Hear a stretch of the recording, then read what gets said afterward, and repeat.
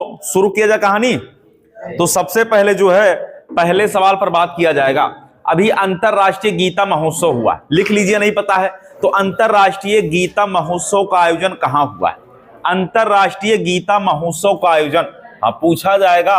अंतरराष्ट्रीय गीता महोत्सव, अंतरराष्ट्रीय गीता महोत्सव का आयोजन, गीता महोत्सव का आयोजन जो है ये अभी किया गया है कुरुक्षेत्र में। कहां किया गया?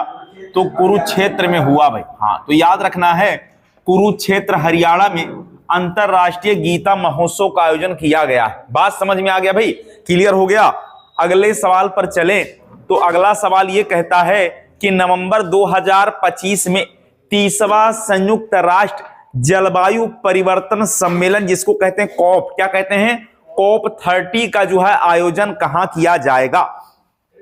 तो कॉप 30 बड़ा ही महत्वपूर्ण सवाल है। कॉप 30 का आयोजन जो है ये ब्राजील में, बिल्कुल करेक्ट है। कहां होगा? तो ब्राजील में, बेलेम नामक जगह पर, ब्राजील में। जगह का नाम है बेलेम और ब्राजील। तो सवाल कैसे पूछा जाएगा? सवाल पूछा जाएगा कॉप COP कॉप 30 का आयोजन। बस केवल यही याद रखिएगा, कॉप 30 का आयोजन जो है ये कहां होगा? तो इसका आयोजन बेलेम ब्राजील में होगा। ये वाला बात याद रखिएगा, बहुत ही महत्वपूर्ण सवाल है और ये पेपर में बिल्कुल आ सकता है। बात समझ में आया? तो कॉप 30 का आयोजन याद रखिएगा। अगला सवाल पूछा जा सकता है कि Nagarjuna Srisailam tiger reserve, Nagarjuna Srisailam tiger reserve ये किस राज्य में? Nagarjuna Srisailam tiger reserve, Srisailam tiger reserve Andhra Pradesh में मिलेगा भाई। आंध्र में श्रीशैलम टाइगर रिजर्व पूछा जाए कहां स्थित है तो बताइएगा। ये आंध्र प्रदेश के अंदर है। कहां स्थित है? तो आंध्र प्रदेश के अंदर स्थित है। श्रीशैलम टाइगर रिजर्व जो है ये आंध्र प्रदेश के अंदर है। अभी एक रिपोर्ट आया है और भारत का सबसे गंदा शहर जो है घोषित किया गया है। तो याद रखना है मदुरै ये भारत का सबसे गंदा शहर है। तो पूछा जाएगा भारत का सबसे गंदा शहर, भारत का सबसे गंदा शहर अगर पूछा जाए, सबसे गंदा शहर अगर पूछा जाए तो बताइएगा मदुरै जो है, यहीं पर तो मीनाक्षी मंदिर स्थित है और यही क्या हो गया भाई, सबसे गंदे शहर की सूची में यही आया है। पहला स्वच्छ शहर और फिर लगातार स्वच्छता के पायदान पे पहला स्थान किसका भाई? तो किसका स्थान पहला है? इंदौर पहले स्थान पे। इंदौर जो है स्वच्छता के मामले में पहला स्थान किसका रहेगा? इंदौर पहले स्थान पे रहेगा। बात समझ में आया? चलिए और भी प्रश्नों पर बात करें तो मानव विकास सूचकांक में भारत का रैंक, मानव विकास सूचकांक में भारत का रैंक, मानव विकास सूचकांक, मानव विकास सूचकांक में भारत का रैंक 130 है। भारत का रैंक पूछा जाए तो बताइएगा 130वां है मानव विकास सूचकांक में। भारत के नंबर पे 130वें नंबर पे है। ऊर्जा संक्रमण सूचकांक में 71 नंबर पे, ऊर्जा संक्रमण सूचकांक में 71 नंबर, ऊर्जा संक्रमण सूचकांक, ऊर्जा संक्रमण सूचकांक में भारत का रैंक अगर पूछा जाए तो क्या हो जाएगा भाई? भारत का रैंक ऊर्जा संरक्षण संक्रमण सूचकांक में 71, 71वें नंबर पे है। 71 नंबर हो जाएगा भाई, 71। और भी अगर पूछा जाए तो और आपसे पूछ लिया जाएगा कि सतत विकास सूचकांक, सतत विकास सूचकांक में भारत का रैंक 99 है। सतत विकास सूचकांक, सतत विकास सूचकांक में भारत का रैंक 99 है। सतत विकास सूचकांक में भारत का रैंक हो जाएगा 99। विश्व प्रेस स्वतंत्रता सूचकांक में 151, विश्व प्रेस स्वतंत्रता सूचकांक में भारत का रैंक जो है ये है 151। भारत 151 नंबर पे है भाई। भ्रष्टाचार सूचकांक में भारत जो है 96 नंबर। तो भ्रष्टाचार सूचकांक में भारत का रैंक जो है पूछा जाएगा, सूचकांक भ्रष्टाचार सूचकांक में भारत का रैंक है कितना? तो 96 जो है 96 नंबर पे आता है। बात समझ में आ गया? कितना आता है? 96 नंबर पे आता है। लेकिन लोकतंत्र में भारत 100वें नंबर पे, लोकतंत्र सूचकांक में भारत का रैंक है 100। लोकतंत्र सूचकांक, लोक तंत्र सूचकांक में भारत है 100 नंबर। हाँ, भारत का रैंक है 100। तो लोकतंत्र सूचकांक में भारत का रैंक क्या हो जाएगा भाई? 100 नंबर पे है। बात समझ में आया? वैश्विक शांति सूचकांक में 115 है। वैश्विक शांति सूचकांक में भारत का रैंक क्या है? तो 115 है। हाँ, वैश्विक शांति सूचकांक में भारत का रैंक हो जाएगा तो 115 हो जाएगा भाई। वैश्विक, हाँ पूछा जाएगा वैश्विक शांति सूचकांक, यहां लिख देते हैं भाई वैश्विक शांति सूचकांक। वैश्विक शांति सूचकांक में भारत का रैंक अगर पूछा जाए तो हाँ बताना है, इसमें भारत है 115 नंबर पे है। 115 नंबर पे भारत का रैंक हो जाएगा वैश्विक उसमें जो है शांति सूचकांक में। इसके बाद पूछा जाएगा वर्ड जो है प्रेस फ्रीडम। प्रेस माने स्वतः, यही है, हाँ यही मीडिया की बात कर रहा मैं। तो ये वाला बात बड़ा ही महत्वपूर्ण है। मतलब आप जो बातें टीवी में देख रहे हैं वो सारी बातें क्या, सब झूठी बातें देख रहे हैं। क्या देख रहे हैं भाई? सब झूठी बातें आपको दिखाई जा रही हैं, क्योंकि भारत की मीडिया की स्थिति यहां दयनीय दिखाई दे रहा है। तो 151 नंबर पे भारत जो है, भारत की मीडिया आती। चलिए, ग्लोबल फायर, हाँ ग्लोबल फायर पावर सूचकांक में चौथे नंबर पे। ग्लोबल फायर पावर सूचकांक, ग्लोबल फायर हाँ पावर सूचकांक, हाँ ग्लोबल फायर पावर सूचकांक में भारत का जो रैंक है वो चौथा है। भारत का जो रैंक है ये क्या हो जाएगा भाई? भारत का रैंक हो जाएगा चौथा। ग्लोबल फायर वाले में चौथे स्थान पे है। लेकिन याद रखना पासपोर्ट में 85 नंबर पे है। हेनले पासपोर्ट सूचकांक में 85 नंबर पे है। तो याद रखना है, पूछा जाए हाँ हेनले पासपोर्ट सूचकांक अगर पूछा जाए, बड़ा ही महत्वपूर्ण सवाल। हाँ तो याद रखना है, हेनले पासपोर्ट सूचकांक में भारत का रैंक है 85। भारत का रैंक क्या हो जाएगा भाई? तो 85 नंबर पर जो है भारत का रैंक है 85 नंबर पे। तो हेलो साथियों, सिद्धार्थ नगर जो है सुपर फास्ट क्लासेस में आपका स्वागत है। और ये सारे सवाल जो है केवल और केवल दरोगा भर्ती के लिए है। दरोगा भर्ती के लिए ये महा मैराथन जो हम लोग बात कर रहे हैं। तो हेनले पासपोर्ट में भारत का रैंक जो है क्या है? 85 नंबर पे। हाँ 85 नंबर पे भारत का रैंक है हेनले पासपोर्ट में। तो बार बार हम बोलने का प्रयास करेंगे, आपको जो है सारी बातें क्या ध्यान से सुनते रहना है। हमने आपको बताया है पासपोर्ट में भारत 85 नंबर पे है। ग्लोबल फायर, हाँ ग्लोबल फायर इंडेक्स में भारत का रैंक चौथा है। हाँ ग्लोबल फायर में चौथा है। और शांति के मामले में, दुनिया के शांति के मामले में 115 नंबर पे है। लेकिन शांति आपको खाली दिख रहा है, लोगों शांति हाँ अंदर नहीं है भाई, शांति अंदर नहीं है, क्योंकि रैंक कितना है? 115 है। अर्थात लोग जो है क्या यहां झूठे दिखावे में जी रहे हैं। अंदर मन के अंदर क्या शांति नहीं है और ईर्ष्या की भावना है भाई, शांति मन के अंदर नहीं। ये बात कहां? 115 नंबर पे। हाँ लोकतंत्र में बात करें तो 100 कितना हो जाएगा भाई? हाँ 100 नंबर पे क्या है? लोकतंत्र के मामले में भारत का रैंक कितना है? 100वां है। भ्रष्टाचार में 96 नंबर पे है। और प्रेस स्वतंत्रता में 151 नंबर पे भारत का रैंक। बात अगर क्लियर हो गया तो और भी सवाल पे बात किया जाए। बताइएगा कि कौन सी जो है भारत में शामली की सीमा किस राज्य से लगती? शामली, हाँ शामली की सीमा अगर पूछा जाए किस राज्य से लगती तो याद रखना है हाँ उत्तर प्रदेश का जो शामली, उत्तर प्रदेश का शामली जो जिला है, शामली जिले की सीमा याद रखना है हाँ शामली जिले की सीमा जो है ये हरियाणा से लगती है। किससे लगती भाई? तो हरियाणा से। शामली जिले की सीमा किससे लगती है? हरियाणा से लगती। वैसे हरियाणा से कुल उत्तर प्रदेश के 6 जिले लगते हैं। उत्तर प्रदेश के 6 जिले हरियाणा से लगते हैं, ये बात भी याद रखना है। चलिए हम और भी सवाल पर बात करें तो आप बताएं भूटान की राजधानी क्या भाई? हाँ भूटान की राजधानी जो है थिम्पू हो जाएगा। हाँ भूटान की राजधानी क्या है? थिम्पू है। और मुद्रा क्या हो जाएगा भाई? मुद्रा तो है नगुल टर्म। क्या हो जाएगा? नगुल टर्म जो है हाँ ये भूटान की मुद्रा है, नगुल टर्म याद रखना है।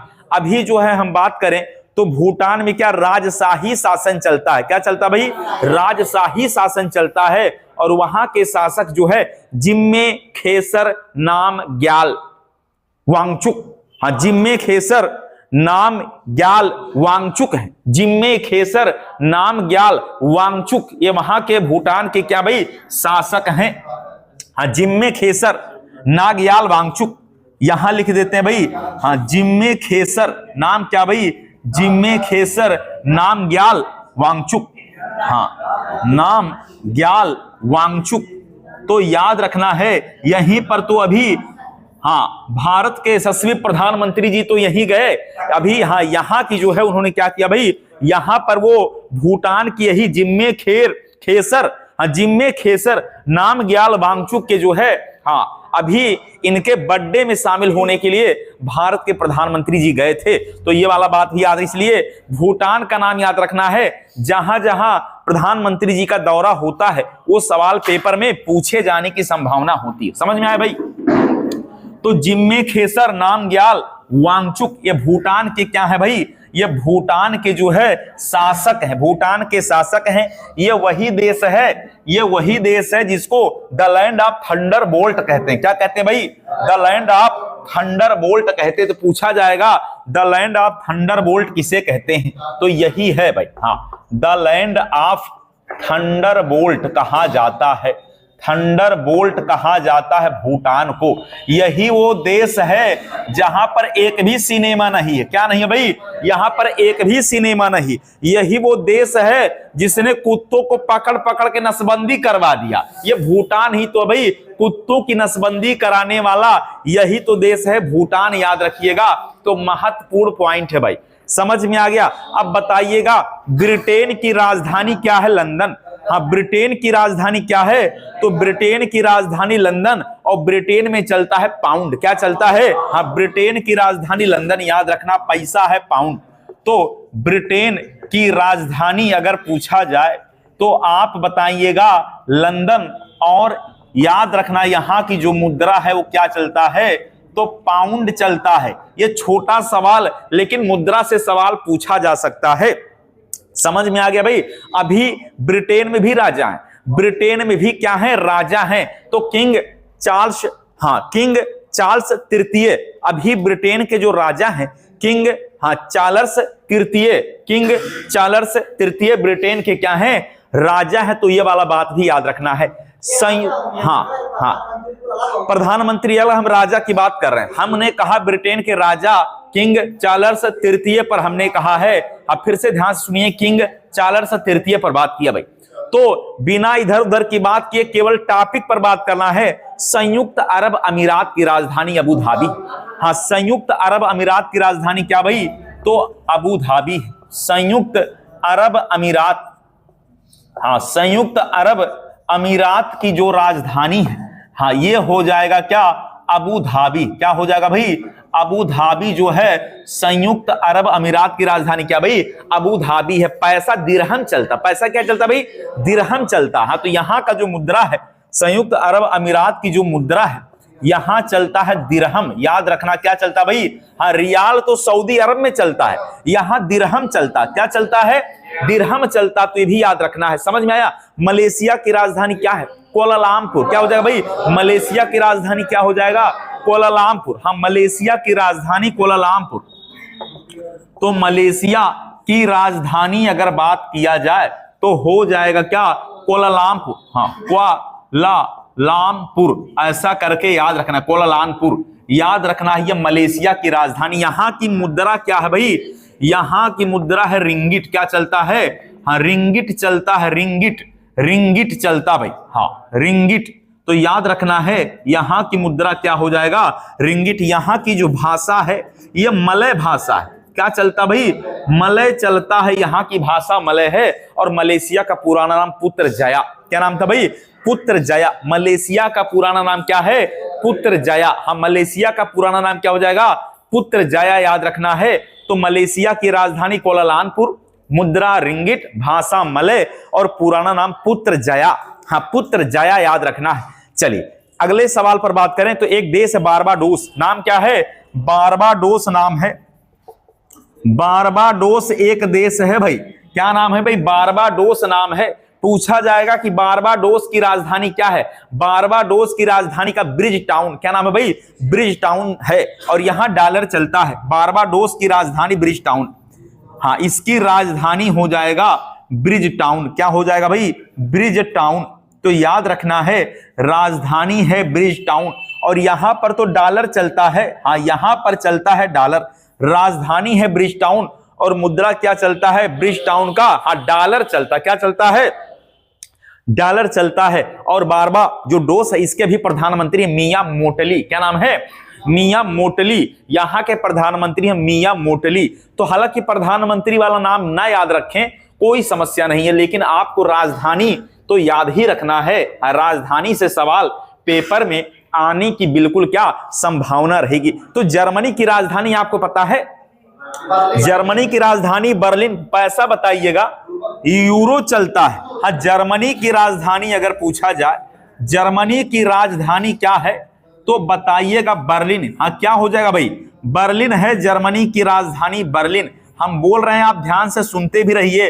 अगर आप जो है लिख नहीं पा रहे तो ध्यान से सुनिएगा। और यहां की मुद्रा है यूरो, क्या हो जाएगा भाई, मुद्रा है यूरो। तो जर्मनी की राजधानी जो है बर्लिन और मुद्रा चलता है यूरो। जर्मनी के ही तो थे क्या भाई, नाम था हिटलर। नाम क्या था भाई, जर्मनी का तानाशाह हिटलर, जिनके पुस्तक का नाम है मीन काम्फ मेरा संघर्ष, मीन काम्फ मेरा संघर्ष। बात समझ में आया।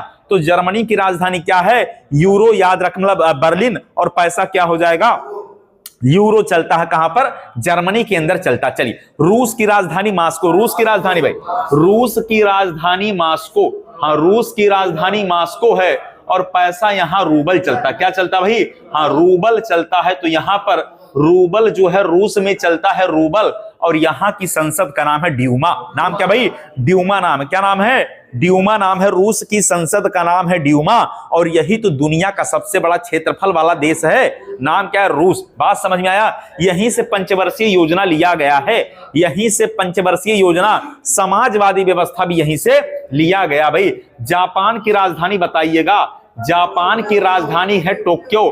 क्या हो जाएगा भाई, जापान की राजधानी है टोक्यो, और मुद्रा तो पता है, मुद्रा येन चलता है। जापान में क्या चलता भाई, तो जापान में चलता है येन, और मुद्रा जो है येन है। राजधानी क्या है, टोक्यो है। तो bullet train, Bharat bullet train की जो अवधारणा है ये कहां से भाई, जापान से।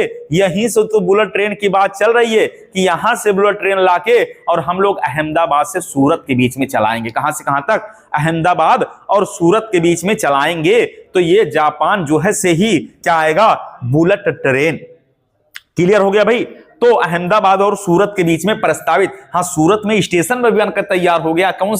कौन सा स्टेशन बनके तैयार हुआ भाई, सूरत में। तो बुलेट ट्रेन जहां चलेगा वो स्टेशन भी बनके तैयार हो चुका है भाई। तो जल्द ही जो है आप देखेंगे, हाँ आपको बुलेट ट्रेन भी भारत में दिखाई देगा। ये बात समझ में आया।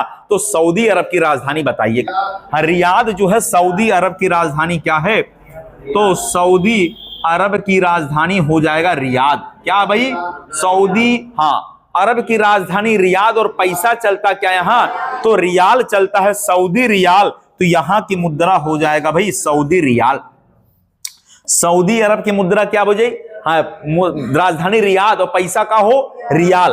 और याद रखना यहां से एक बात और, यहां के जो प्रधानमंत्री हैं उनका नाम है मोहम्मद बिन सलमान। क्या नाम है, मोहम्मद बिन सलमान। यहां के प्रधानमंत्री हैं मोहम्मद बिन सलमान, हाँ मोहम्मद बिन सलमान, याद रखना है मोहम्मद बिन सलमान जो है सऊदी अरब के प्रधानमंत्री हैं। बात समझ में आया भाई, इतनी बातें। तो बहुत सारी बातों को करना है हम लोगों को चर्चा, और ये सारी बातें आपके पेपर के लिए हैं बहुत ही महत्वपूर्ण। बात समझ में आया। ढेर सारे प्रश्नों पर चर्चा किया जाएगा और वो पढ़ा जाएगा जो पेपर में बिल्कुल आने की क्या है संभावना बनी है। तो हाँ ज्यादा समय नहीं, हाँ दरोगा के लिए ज्यादा समय नहीं बचा हुआ है। तो आईसीसी महिला की बात करें, आईसीसी महिला 2025 के खिताब की बात करें तो हाँ इसमें कुल कितने टीमों ने भाग लिया था, 8। कितनी, 8 टीमों ने भाग लिया था।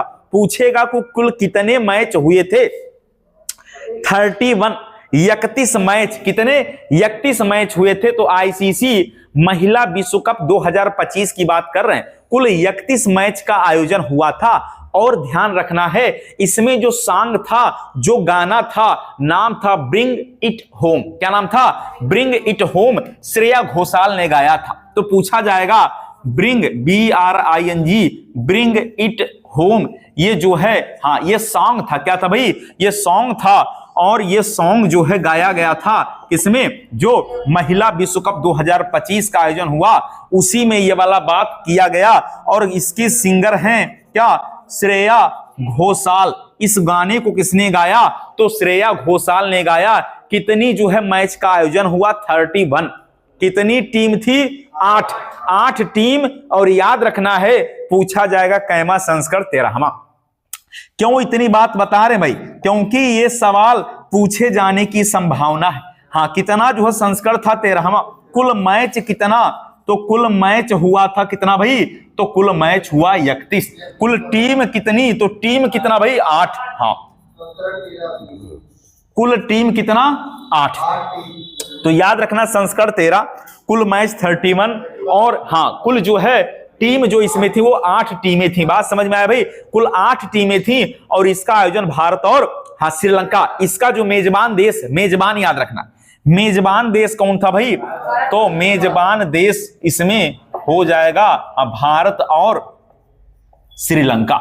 भारत और श्रीलंका जो है इसके मेजबान देश का नाम है भाई भारत और श्रीलंका। ये मेजबान देशों की श्रेणी में आए थे। बात समझ में आ गया भाई? अच्छा, फाइनल मैच कहां खेला गया?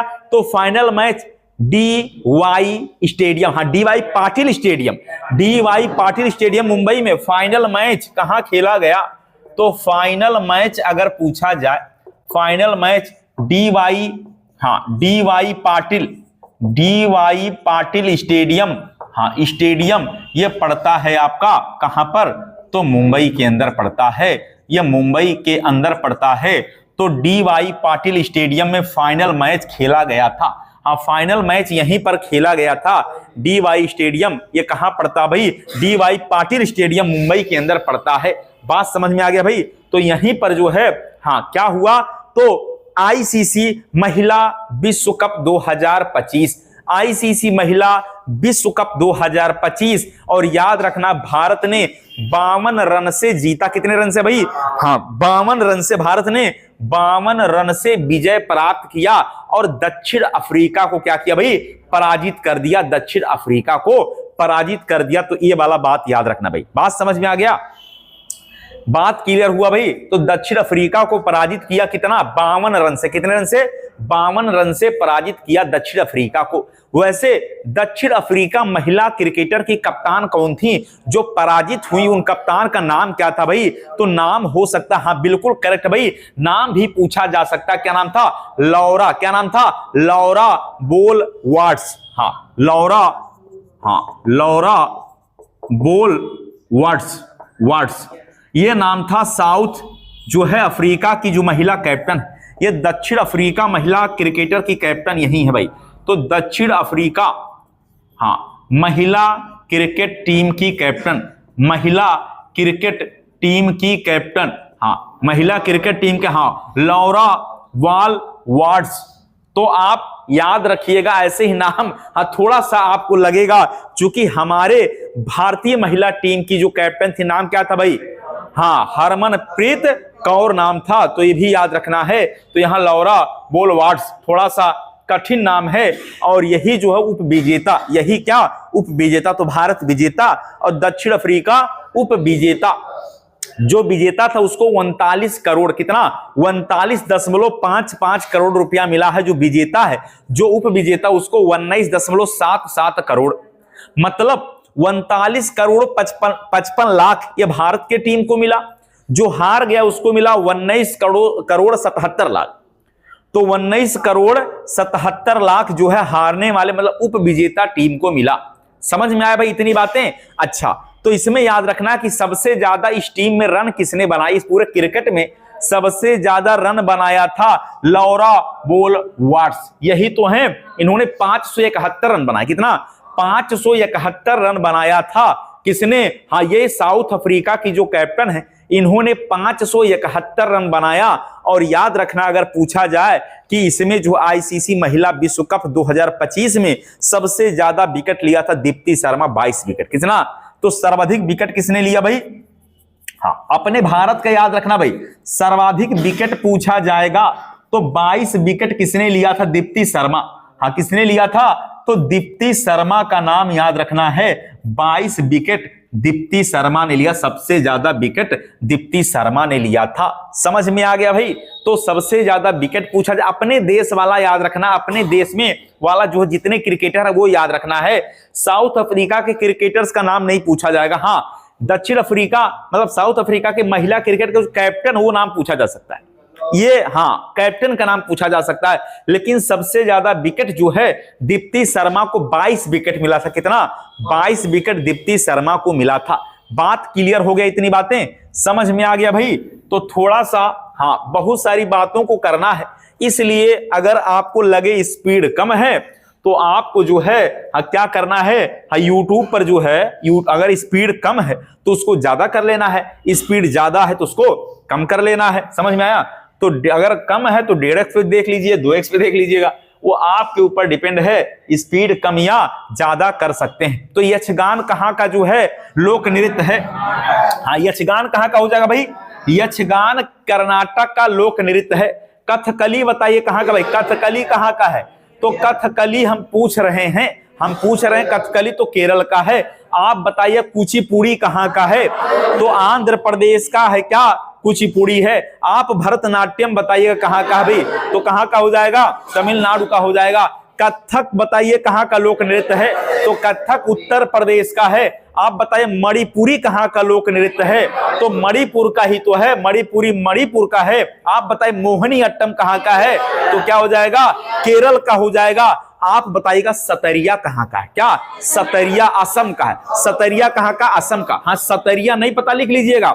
सतरिया लोक नृत्य कहाँ का? असम का है। हाँ, सतरिया कहाँ का हो जाएगा? असम का। हाँ, सतरिया कहाँ का? असम का हो जाएगा। कथकली हमने बता दिया ना भाई, कथकली कहाँ का है? केरल का है। भांगड़ा कहाँ का है? भांगड़ा पंजाब का है। गरबा बताइएगा, गरबा कहाँ का है? गुजरात का है। आप बताइए घूमर कहाँ का है? तो घूमर है राजस्थान का, झूमर है हरियाणा का, झूमर हरियाणा और घूमर कहाँ का? राजस्थान का हो जाएगा। आप बताइए बिहू कहाँ का है? बिहू कहाँ का हो जाएगा? असम का है बिहू। आप बताइएगा लावड़ी और तमाशा कहाँ का है? तो महाराष्ट्र का लावड़ी और तमाशा कहाँ का हो जाएगा? महाराष्ट्र का हो जाएगा। आप बताइए डांडिया कहाँ का है? तो डांडिया कहाँ का? गुजरात का हो जाएगा। आप बताइए विदेशिया कहाँ का है? विदेशिया तो बिहार का भाई। विदेशिया कहाँ का? बिहार का हो जाएगा। विदेशिया बिहार का हो जाएगा भाई। बात समझ में आया? हाँ, तो विदेशिया हो। पनवड़िया, पनवड़िया भी बिहार का। तब पान खिलाई दे रे, पनवड़िया पान खिलाई दे रे, और थोड़ा सा कत्था चूना मिलाई दे रे, तो ये पनवड़िया वाला जो है कहाँ का? बिहार का हो जाएगा। कहाँ का हो जाएगा भाई? बिहार का हो जाएगा। बात समझ में आई? इतनी बातें। चलिए और भी सवाल पर बात किया जाए तो जो बातें आपको याद हैं उसमें ज्यादा समय नहीं लेना है भाई, ज्यादा समय नहीं। जो बातें याद हैं उसमें मात्र कम समय में ही क्या करना है, एक बार सारी बातों को निपटा देना है। तो कौन से लोक नृत्य में, हाँ, कौन से लोक नृत्य में जो नृत्यांगना है वह अपने पैरों में घुंघरू का प्रयोग किया जाता है, उसमें घुंघरू का प्रयोग किसमें होता है? तो बहुत सारे हो जाएंगे भाई। कथक भी तो है, कथक भी है, अब भरतनाट्यम भी तो हो जाएगा जिसमें घुंघरू बांधकर किया जाएगा। बात समझ में आया? उसमें घुंघरू का प्रयोग किया जाएगा। बात समझ में आया भाई? इतनी बातें। तो सवाल हमने आपको बहुत सारा बता दिया। अब आप हमें यह बताइएगा कि किस राज्य के लोक नृत्य में स्वांग जो है किस राज्य में रचाया जाता? स्वांग। तो स्वांग अगर पूछा जाए, स्वांग जो है याद रखना, स्वांग नृत्य पूछा जाए तो उत्तर प्रदेश का है। उत्तर प्रदेश। स्वांग कहां चलता भाई? तो उत्तर प्रदेश में ही तो चलता भाई। स्वांग पूछे चौक पूर्णा, क्या पूछा जाएगा? हाँ, तो चौक पूर्णा भी कहां का है? हाँ, उत्तर प्रदेश का चौक पूर्णा भी कहां का हो जाएगा? तो उत्तर प्रदेश का ही चौकपूर्णा भी कहां का हो जाएगा, उत्तर प्रदेश का चौकपूर्णा भी हो जाएगा। बात समझ में आया। तो रंगोली आपको पता भाई, रंगोली आपको तो पता है महाराष्ट्र का है। हाँ, रंगोली जो है यह महाराष्ट्र का है। चलिए, हाँ, रंगोली महाराष्ट्र का हो जाएगा। ठीक, चलिए, अब आपको और भी सवाल बताना है। यह बताना है कि बताइएगा कि उत्तर प्रदेश का, हाँ, उत्तर प्रदेश जो है में बताना है कि उत्तर प्रदेश में सबसे बड़ी जनजाति के रूप में किसे जाना जाता है भाई। तो उत्तर प्रदेश में पूछा जाए, हाँ, तो उत्तर प्रदेश की बात किया जाए, भारत का गौड़ है भाई, भारत में गौड़। उत्तर प्रदेश में थारू बताइए, क्या बताना है, उत्तर प्रदेश में थारू बताइएगा। पूर्वांचल में तो थारू आपको दिखाई देंगे, कहां पर, पूर्वांचल में। बात समझ में आया। चलिए, तो अल्पना कहां का लोक कला है, अल्पना बताइएगा। हाँ, अल्पना जो है लोक कला पश्चिम बंगाल, अल्पना लोक कला, हाँ, ये आपका कहां का भाई, पश्चिम बंगाल। हाँ, पश्चिम बंगाल का है क्या अल्पना। तो पूछा जाए अल्पना जो है ये लोक कला कहां का हो जाएगा, तो पश्चिम बंगाल का क्या भाई, अल्पना हो जाएगा, कहां का, पश्चिम बंगाल का है। कूमी नागा लोक नृत्य कहां का है, कूमी नागा, क्या बताना है, कूमी नागा लोक नृत्य कहां का है, तो ये नागालैंड का भाई, ये कहां का है, तो हाँ, कूमी नागा लोक नृत्य ये हो जाएगा कहां का, तो नागालैंड का। कूमी नागा पूछा जाए क्या बताइएगा, नागालैंड का बताइएगा। बात समझ में आया। चलिए, और भी सवाल, थोड़ा टेढ़े मेढ़े सवाल, थोड़े कठिन सवाल की तरफ बढ़ें तो बताइएगा कि वह जो है सवाल ऐसे पूछा जाएगा कि किस ग्रंथ में यह कहा गया, किस ग्रंथ में यह कहा गया कि जो शुद्ध संस्कृत नहीं बोल सकता वो मलिच्छ है। क्या है भाई, वो मलिच्छ है। सवाल बताइएगा कि जो संस्कृत भाषा शुद्ध रूप से नहीं बोल सकता वो तो मलिच्छ है, इसका उल्लेख कहां किया गया है। तो याद रहे शतपथ ब्राह्मण में, हाँ, शतपथ ब्राह्मण ग्रंथ में क्या लिखा गया, तो शतपथ ब्राह्मण ग्रंथ में लिखा गया है, शतपथ ब्राह्मण ग्रंथ में यह कहा गया कि जो शुद्ध संस्कृत नहीं बोल पाता वो मलिच्छ है। क्या है, वो मलिच्छ है। बात समझ में आया। और ये ब्राह्मण ग्रंथों में सबसे प्रामाणिक ब्राह्मण ग्रंथ यही शतपथ ब्राह्मण ग्रंथ है। पूछा जाएगा कि ब्राह्मण ग्रंथों में सबसे प्रामाणिक किसे माना जाता है, तो बताइएगा यह शतपथ ब्राह्मण ग्रंथ है। इसी में कहा गया था कि जो संस्कृत भाषा शुद्ध नहीं बोल सकता वही तो मलिच्छ है, उसे मलिच्छ कहा जाता है। क्या कहा जाता है, उसे मलिच्छ कहा जाता है। जो व्यक्ति शुद्ध संस्कृत नहीं बोल सकता वो मलिच्छ है। और यह बात शतपथ ब्राह्मण ग्रंथ में जो सबसे प्रामाणिक ब्राह्मण ग्रंथ माना जाता है उसी में यह वाला बात लिखा गया है। बात क्लियर हुआ।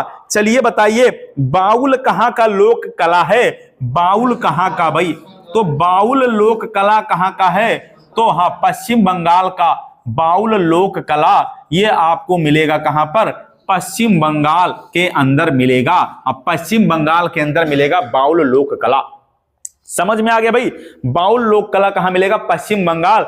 और यही पश्चिम बंगाल हुगली नदी के किनारे है। कहां, हुगली नदी के किनारे है। याद रखना बड़ा ही महत्वपूर्ण सवाल है। तो चंद्रगुप्त प्रथम की पत्नी का क्या नाम था, हाँ, चंद्रगुप्त प्रथम की पत्नी का नाम क्या था, कुमार देवी। चंद्रगुप्त प्रथम की पत्नी, हाँ, चंद्रगुप्त प्रथम की पत्नी अगर पूछा जाए तो क्या बताना है, हाँ, कुमार जो है, हाँ, कुमार देवी का नाम बताना है। कुमार देवी जो थी ये जो है चंद्रगुप्त प्रथम की पत्नी थी। आपसे पूछा जाएगा कि समुद्रगुप्त की पत्नी क्या नाम था, तो दत्ता देवी। हाँ, समुद्रगुप्त की पत्नी थी दत्ता देवी। समुद्रगुप्त की पत्नी अगर पूछा जाए तो बताइएगा दत्ता देवी। क्या बता दीजिएगा भाई, दत्ता देवी ये समुद्रगुप्त की पत्नी का नाम था। तो चंद्रगुप्त द्वितीय की पत्नी का नाम क्या था भाई, कुबेर नागा।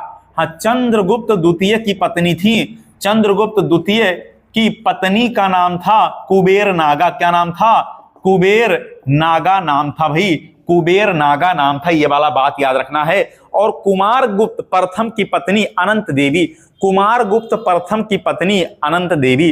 कुमारगुप्त प्रथम, कुमारगुप्त प्रथम की पत्नी अनंत देवी। हाँ, अनंत देवी।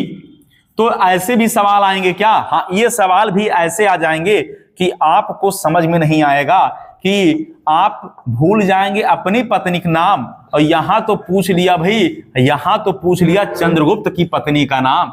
आप यहां देख लीजिए भाई, बेरोजगारों को तो अपनी पत्नी का नाम नहीं पता है, तो यहां पर जो है हाँ सवाल बेरोजगारों से पूछा जाएगा कि चंद्रगुप्त की पत्नी का नाम क्या था। भाई ऐसे सवाल भी पेपर में आने, समझ में आया भाई? तो ये सवाल क्या आ चुके? हाँ, ऐसे सवाल पेपर में आए हैं, ऐसे सवाल पेपर में आ चुका है, इसलिए आपको बताया जा रहा है। क्लियर हुआ भाई? चलिए, इतनी बातें क्लियर हुआ तो आप बताइएगा अर्पण कहाँ का लोक कला है? हाँ, अर्पण जो है ये लोक कला कहाँ का है? तो अर्पण लोक कला बिहार का है।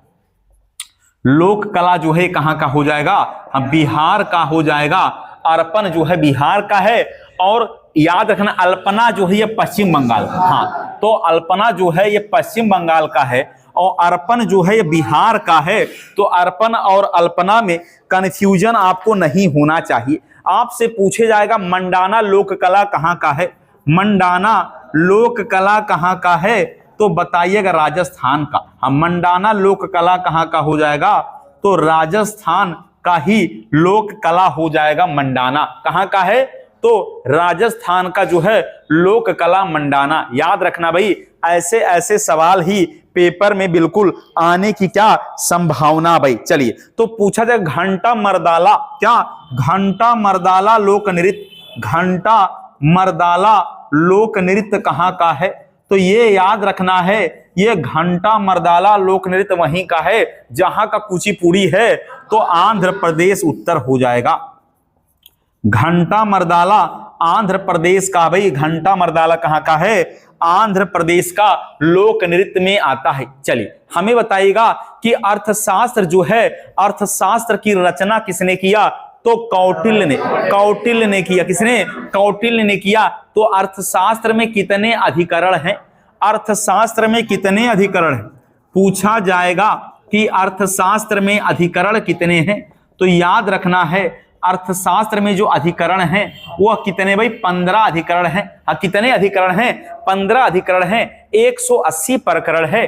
तो अर्थशास्त्र में अधिकरण 15 हैं, और प्रकरण कितने हैं? तो 180 प्रकरण हैं।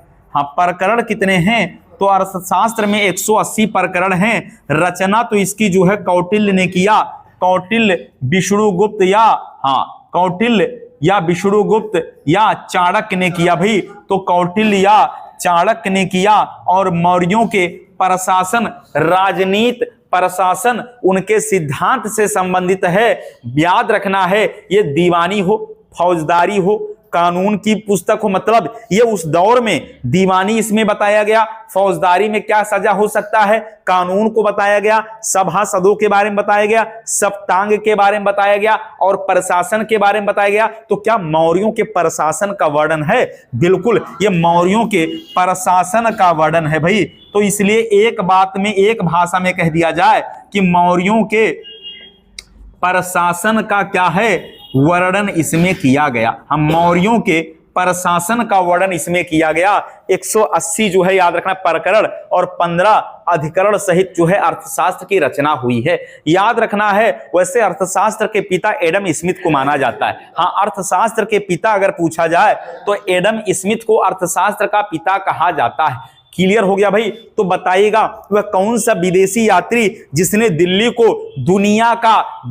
दुनिया का सबसे उत्कृष्ट शहर की संज्ञा दिया था? वह कौन सा यात्री था? क्या वह इब्न बतूता था? क्या वो फरिश्ता था? क्या वह अलबरूनी था? क्या वह अबुल फजल था? तो किसने दुनिया के सबसे उत्कृष्ट के रूप में दिल्ली को बताया था? तो याद रखना है, दिल्ली को उत्कृष्ट शहर के रूप में इब्न बतूता ने बताया। किसने बताया? इब्न बतूता ने। सवाल पूछा जाएगा कि किसने दिल्ली को उत्कृष्ट जो है, विश्व का सबसे उत्कृष्ट शहर दिल्ली बताया था? हाँ, तो विश्व का सबसे उत्कृष्ट शहर अगर पूछा जाए, उत्कृष्ट शहर जो है ये बताया दिल्ली, और किसने बता दिया था? Ibn Battuta. पहन के जूता इब्न बतूता, हाँ पहन के जूता आ गया भाई कहां, दिल्ली में। तो इब्न बतूता ये मोहम्मद बिन तुगलक के शासन काल में आया था। किसके शासन काल में? मोहम्मद बिन तुगलक के शासन काल में आया था। और मोहम्मद बिन तुगलक इससे इतना प्रभावित हो गया कि दिल्ली का काजी बना दिया था। क्या बनाया? दिल्ली का काजी बनाया। तो किसने जो है इब्न बतूता, इसके किताब का नाम है रहला, और इसी रहला में इसने बताया कि दुनिया का सबसे उत्कृष्ट शहर के रूप में किसे बता दिया भाई? दिल्ली को बताया। किसे? दिल्ली को बता दिया। तो बताइएगा भारत में स्थानीय स्वशासन का जनक किसे कहा जाता? हाँ, भारत में स्थानीय स्वशासन का जनक लॉर्ड रिपन को माना जाता। किसे माना जाता भाई? तो लॉर्ड रिपन को माना जाता है स्थानीय स्वशासन का जनक अगर पूछा जाए। हाँ, स्थानीय स्वशासन का जनक जो है, एक एक सवाल हमने रटवाने का काम किया भाई, तो याद रखना लॉर्ड रिपन। हाँ, लॉर्ड रिपन जो है ये स्थानीय स्वशासन का जनक। बात समझ में आ गया भाई?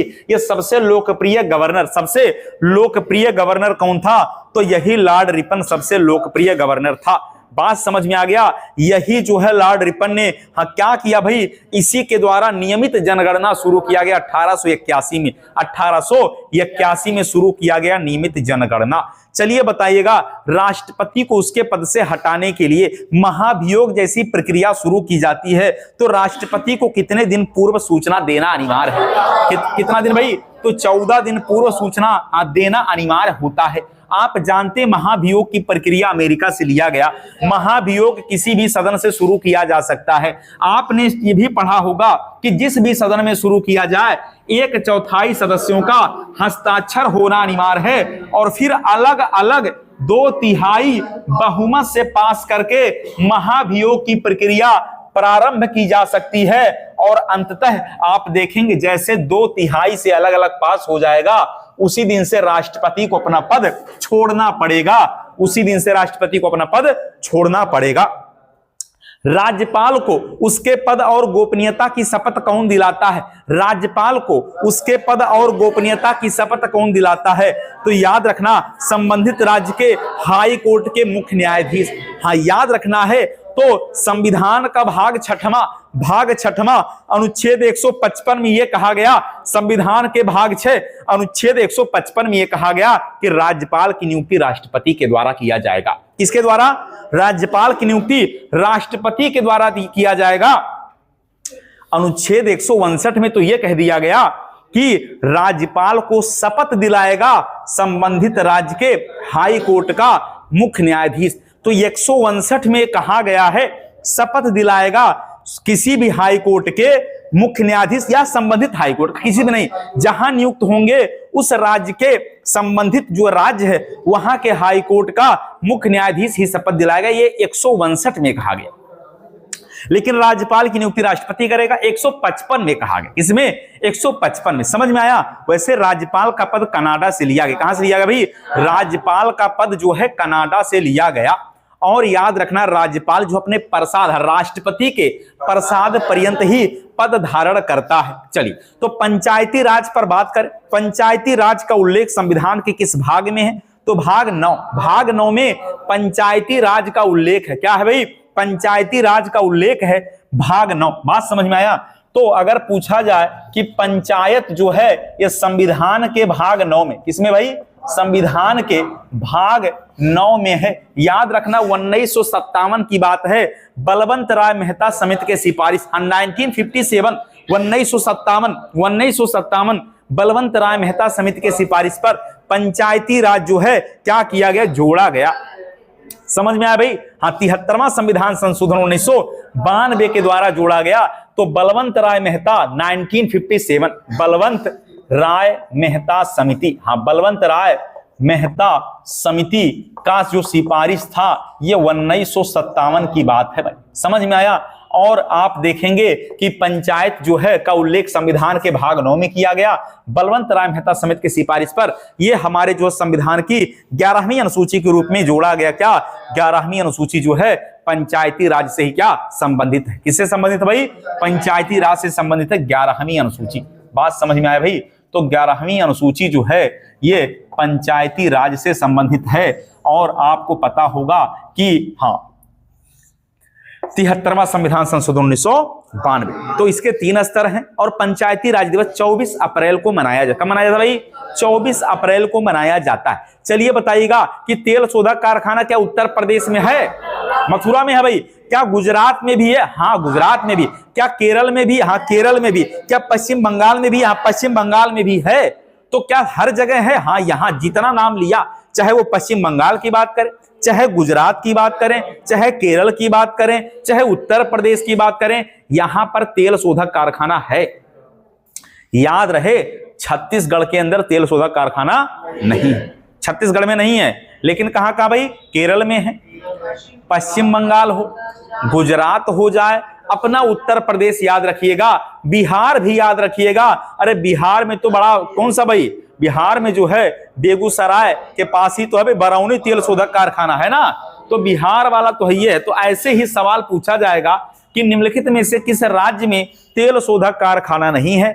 ऑप्शन दे देगा ऐसे ही, ऑप्शन लिख देगा कहां पर नहीं है। ऑप्शन लिखा रहेगा गुजरात, ऑप्शन लिखा रहेगा छत्तीसगढ़, ऑप्शन लिखा रहेगा यहां पर महाराष्ट्र, या और फिर लिख देगा ऑप्शन डी केरल लिख देगा।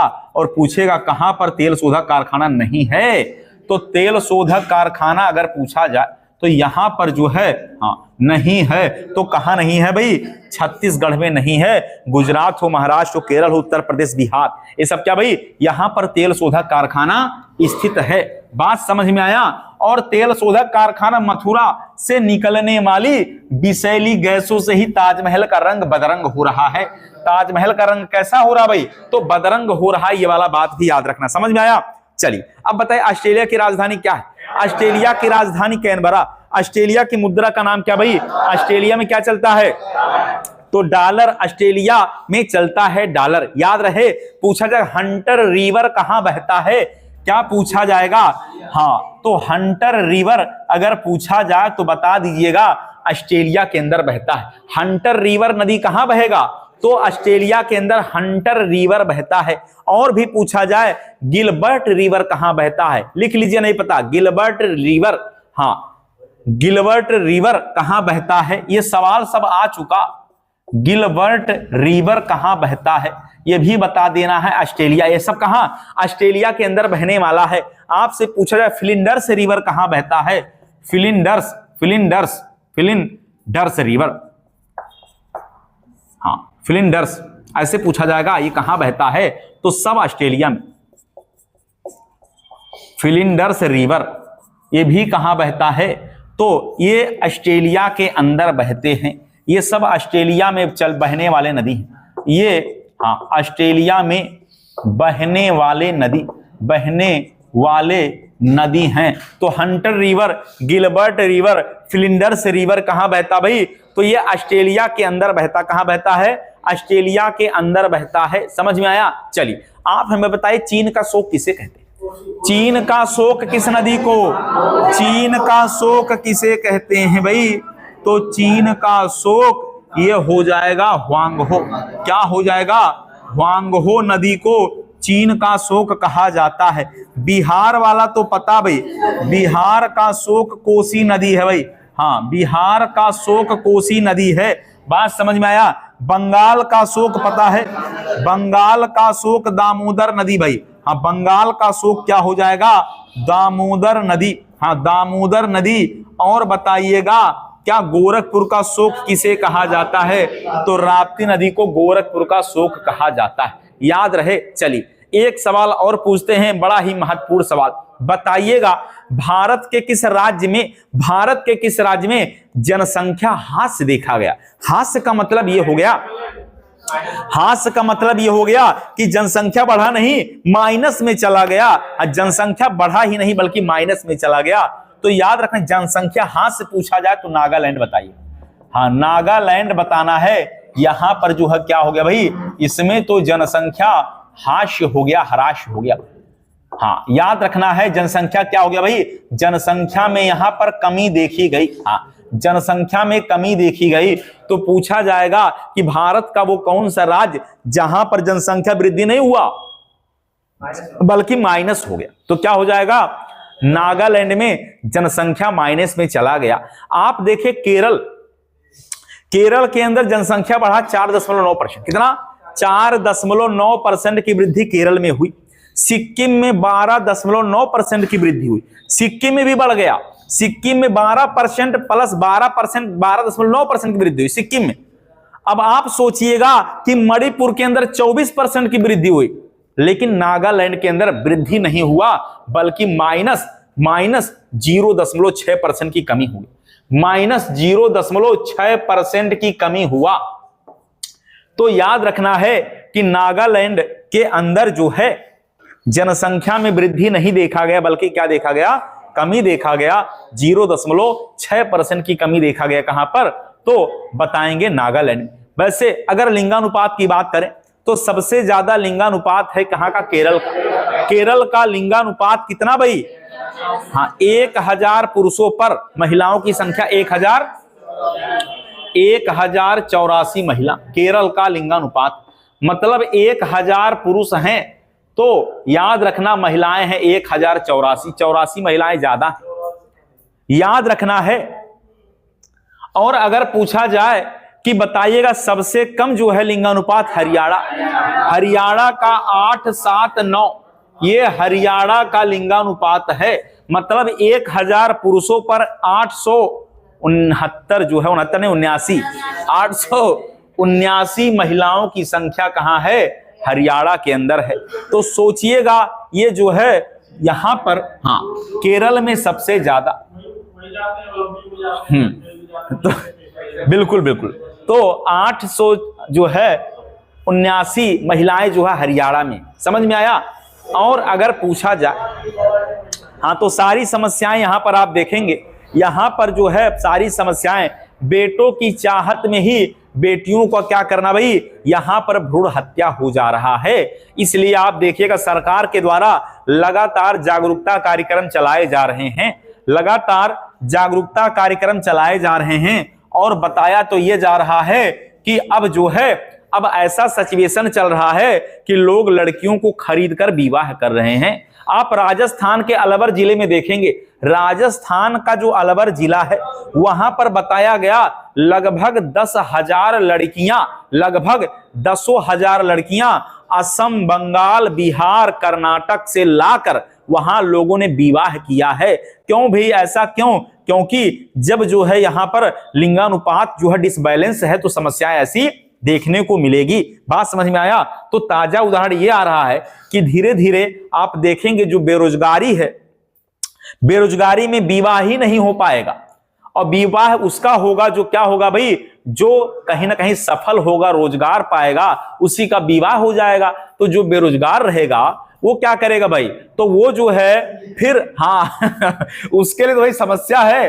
तो वो या तो ऐसे ही रहेगा या तो बिहार, बंगाल, इधर उधर जाके क्या अपना जो है, हाँ, कहीं ना कहीं देखेगा और गरीब परिवार में जाकर वहां से बातचीत करके क्या करेगा भाई? विवाह करने का प्रयास करेगा।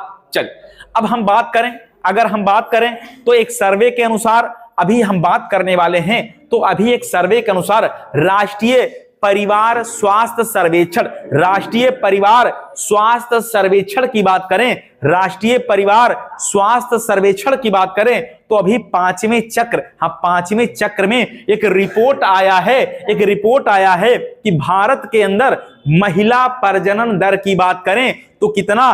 पर महिला 2 बच्चे, पर महिला 2 बच्चे। समझ में आया? तो 5वें चक्र का, हाँ बिल्कुल, अभी जो रिपोर्ट आया, इस रिपोर्ट में यह बताया गया कि ग्रामीण में, गांव में अगर देखेंगे तो 2.1 पर महिला, 2.1 बच्चे। शहर की बात करेंगे तो 1.6। ये क्या है? रिपोर्ट आया है। लेकिन टोटल रिपोर्ट आप याद रखिएगा, 5वें चक्र में प्रति महिला, हाँ, प्रजनन दर कितना? 2 बच्चों का है। कितना? प्रति महिला प्रजनन दर 2 बच्चों का वर्तमान में आपको याद रखना है। समझ में आया?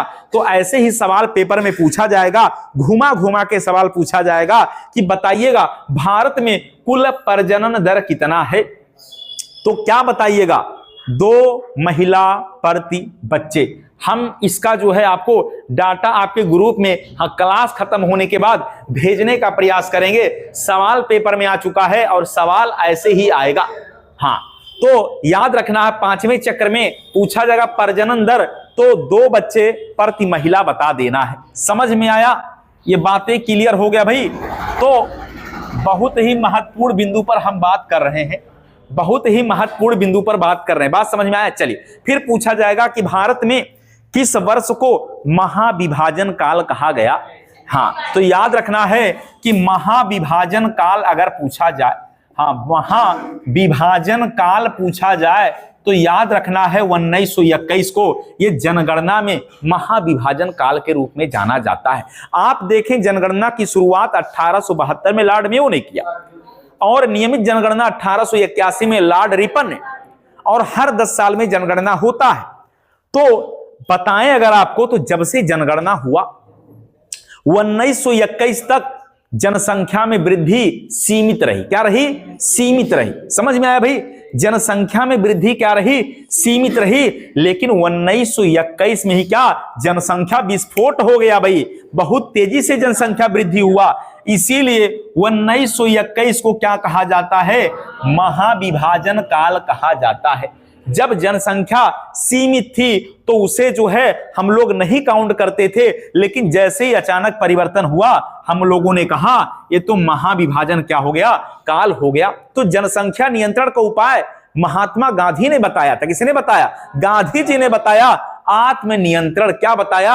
आत्मनियंत्रण बता दिया था। गांधी जी ने स्वयं अपने ऊपर ही क्या नियंत्रण कर लेना भाई, यही तो गांधी जी ने बताया। समझ में आया? चलिए फिर पूछा जाएगा आपसे पूछा जाएगा श्री SRI। क्या पूछा जाएगा? श्री SRI पद्धति किसकी खेती से संबंधित है? तो याद रखना है SRI श्री पद्धति जो है ये धान की खेती से संबंधित है। किसके? धान की खेती से संबंधित है। ये धान की खेती से संबंधित है। आप कहेंगे कैसे? तो ये आपको बताते चलें कि SRI पद्धति में पानी की कमी जो है, पानी जो है इसमें कम लगता है। क्या? पानी कम लगता है। इस पद्धति में धान की एक तकनीकी यह है जिसमें पानी का प्रयोग बहुत कम हो जाता है और धान की फसल बहुत अच्छी होती है। तो इसको याद रखना है। ये पूछा जाएगा SRI पद्धति का संबंध किससे है? तो बता देना धान के खेत से संबंधित है। समझ में आया भाई? किससे? धान के खेत से संबंधित है SRI पद्धति। तो कुछ नए सवाल हैं जो पेपर के लिए भी महत्वपूर्ण है भाई। समझ में आ गया? चलिए तो ये हो गया भाई SRI पद्धति पर बात हम लोग कर रहे थे, जो किससे संबंधित है? धान की खेती से संबंधित है। फिर आपसे पूछा जाएगा कुछ रोगों का नाम पूछा जाएगा कि टिक्का रोग किस फसल में होता है? टिक्का रोग मूंगफली में होता है। टिक्का रोग मूंगफली में होता है। हाँ, टिक्का रोग मूंगफली में होता है। तना छेदक रोग किस में होता है? तो तना छेदक मक्का में होता है। तना छेदक, हाँ तना छेदक रोग जो है एक किसमें होता है? तो बता देना है मक्का में। किसमें होता तना छेदक? मक्का के अंदर। टिक्का रोग मूंगफली, टिक्का रोग मूंगफली के अंदर होता है। पूछा जाएगा बताइएगा बंका रोग किसमें होता? बंका धान में।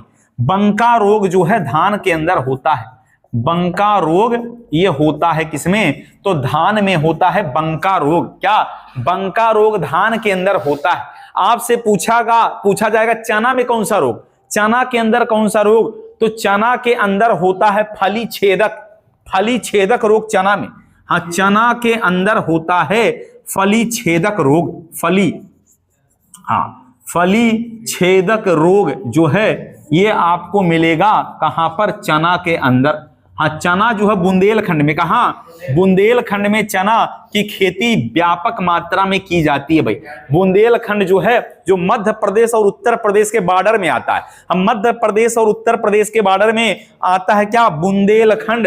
ये दोनों के बॉर्डर में है। वैसे महोबा जो है बुंदेलखंड वाला सवाल आएगा तो उसमें महोबा वाला ऑप्शन हमेशा रहेगा। समझ में आया? तो मूंगफली के अंदर कौन सा?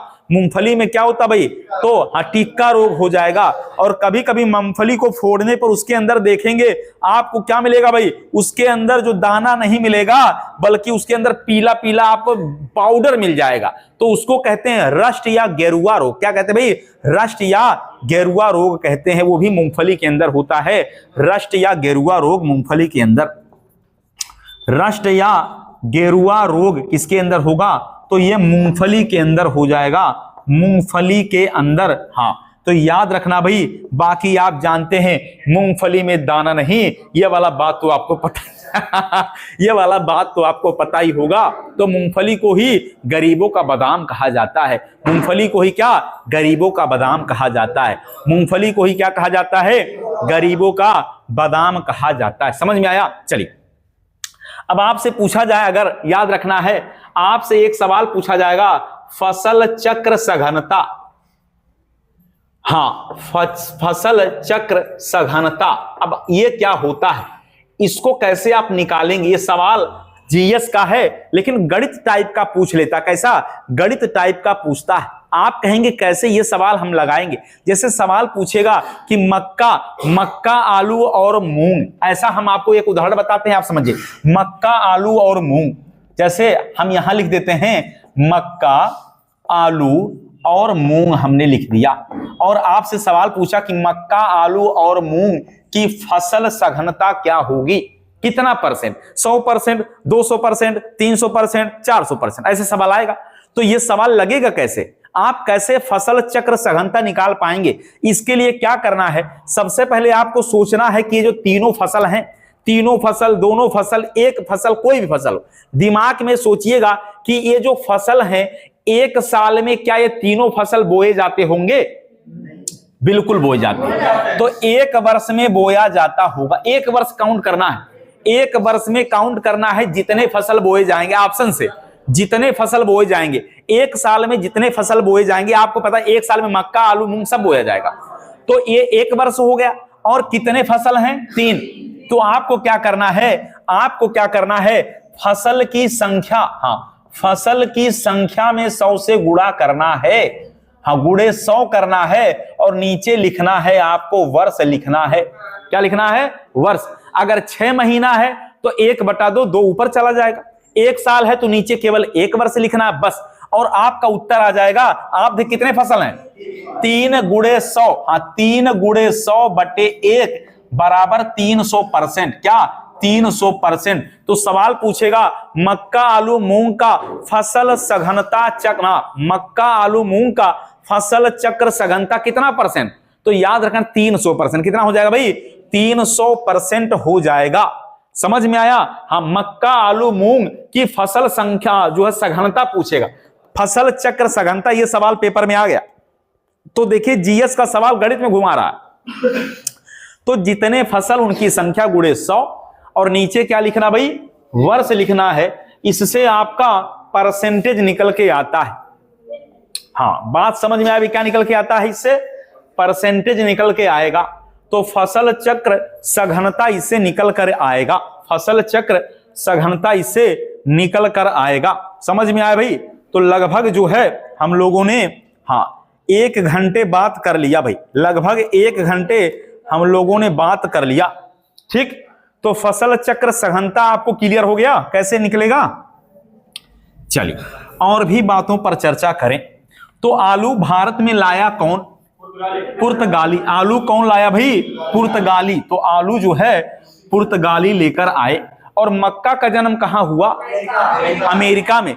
मक्का का जन्म अमेरिका में, और आलू आया पुर्तगाल से। ये सब बातें याद रखना भाई, घुमा घुमा के सवाल पूछेगा, गलत नहीं करना है एक भी सवाल। चलिए फिर पूछेगा कि कौशल किस फसल की प्रजाति है? कौशल मूंगफली। लिख लीजिए, कौशल मूंगफली, कौशल मूंगफली, बरदान सरसों। हाँ, कौशल मूंगफली, कौशल जो है ये मूंगफली का प्रजाति है, मूंगफली।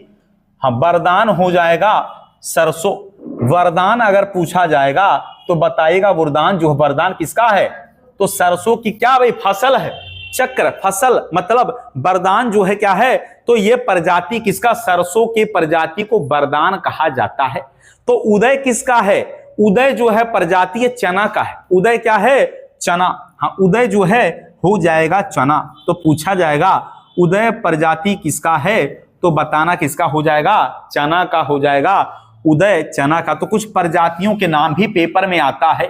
तो आपसे पूछा जाएगा कौशल मूंगफली की प्रजाति, वरदान सरसों की प्रजाति, उदय चना की प्रजाति है। तो प्रजातियों से सवाल पेपर में बहुत बार पूछा जा चुका है, कई बार सवाल पेपर में आ चुका है। समझ में आया भाई? क्लियर हो गया? चलिए, और अगर हम अलसी, अलसी माने तीसी होता, अलसी माने तीसी होता है, तो अलसी की प्रजाति पूछे तो अभिनव, अभिनव अलसी माने तीसी की प्रजाति, अभिनव हो जाएगा।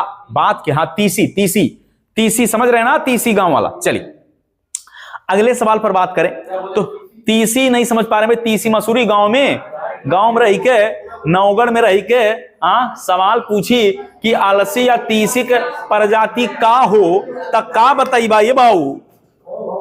हाँ, हल्ला नहीं, हल्ला ढेर नहीं, हम का कहा थी सुना।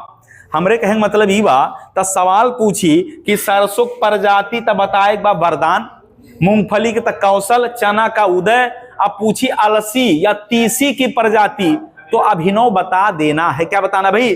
अभिनव बता देना है। बात क्लियर हुआ? चलिए और भी सवाल पर बात किया जाए, और भी सवाल पर बात किया जाए तो पूछा जाए कौन सा रोग ऐसा है जो प्रतिजैविक निदान से नहीं किया जा सकता। ध्यान समझिएगा, कौन सा रोग किस रोग का, ऐसे किस रोग का प्रतिजैविक निदान नहीं है? किस रोग का क्या नहीं है भाई?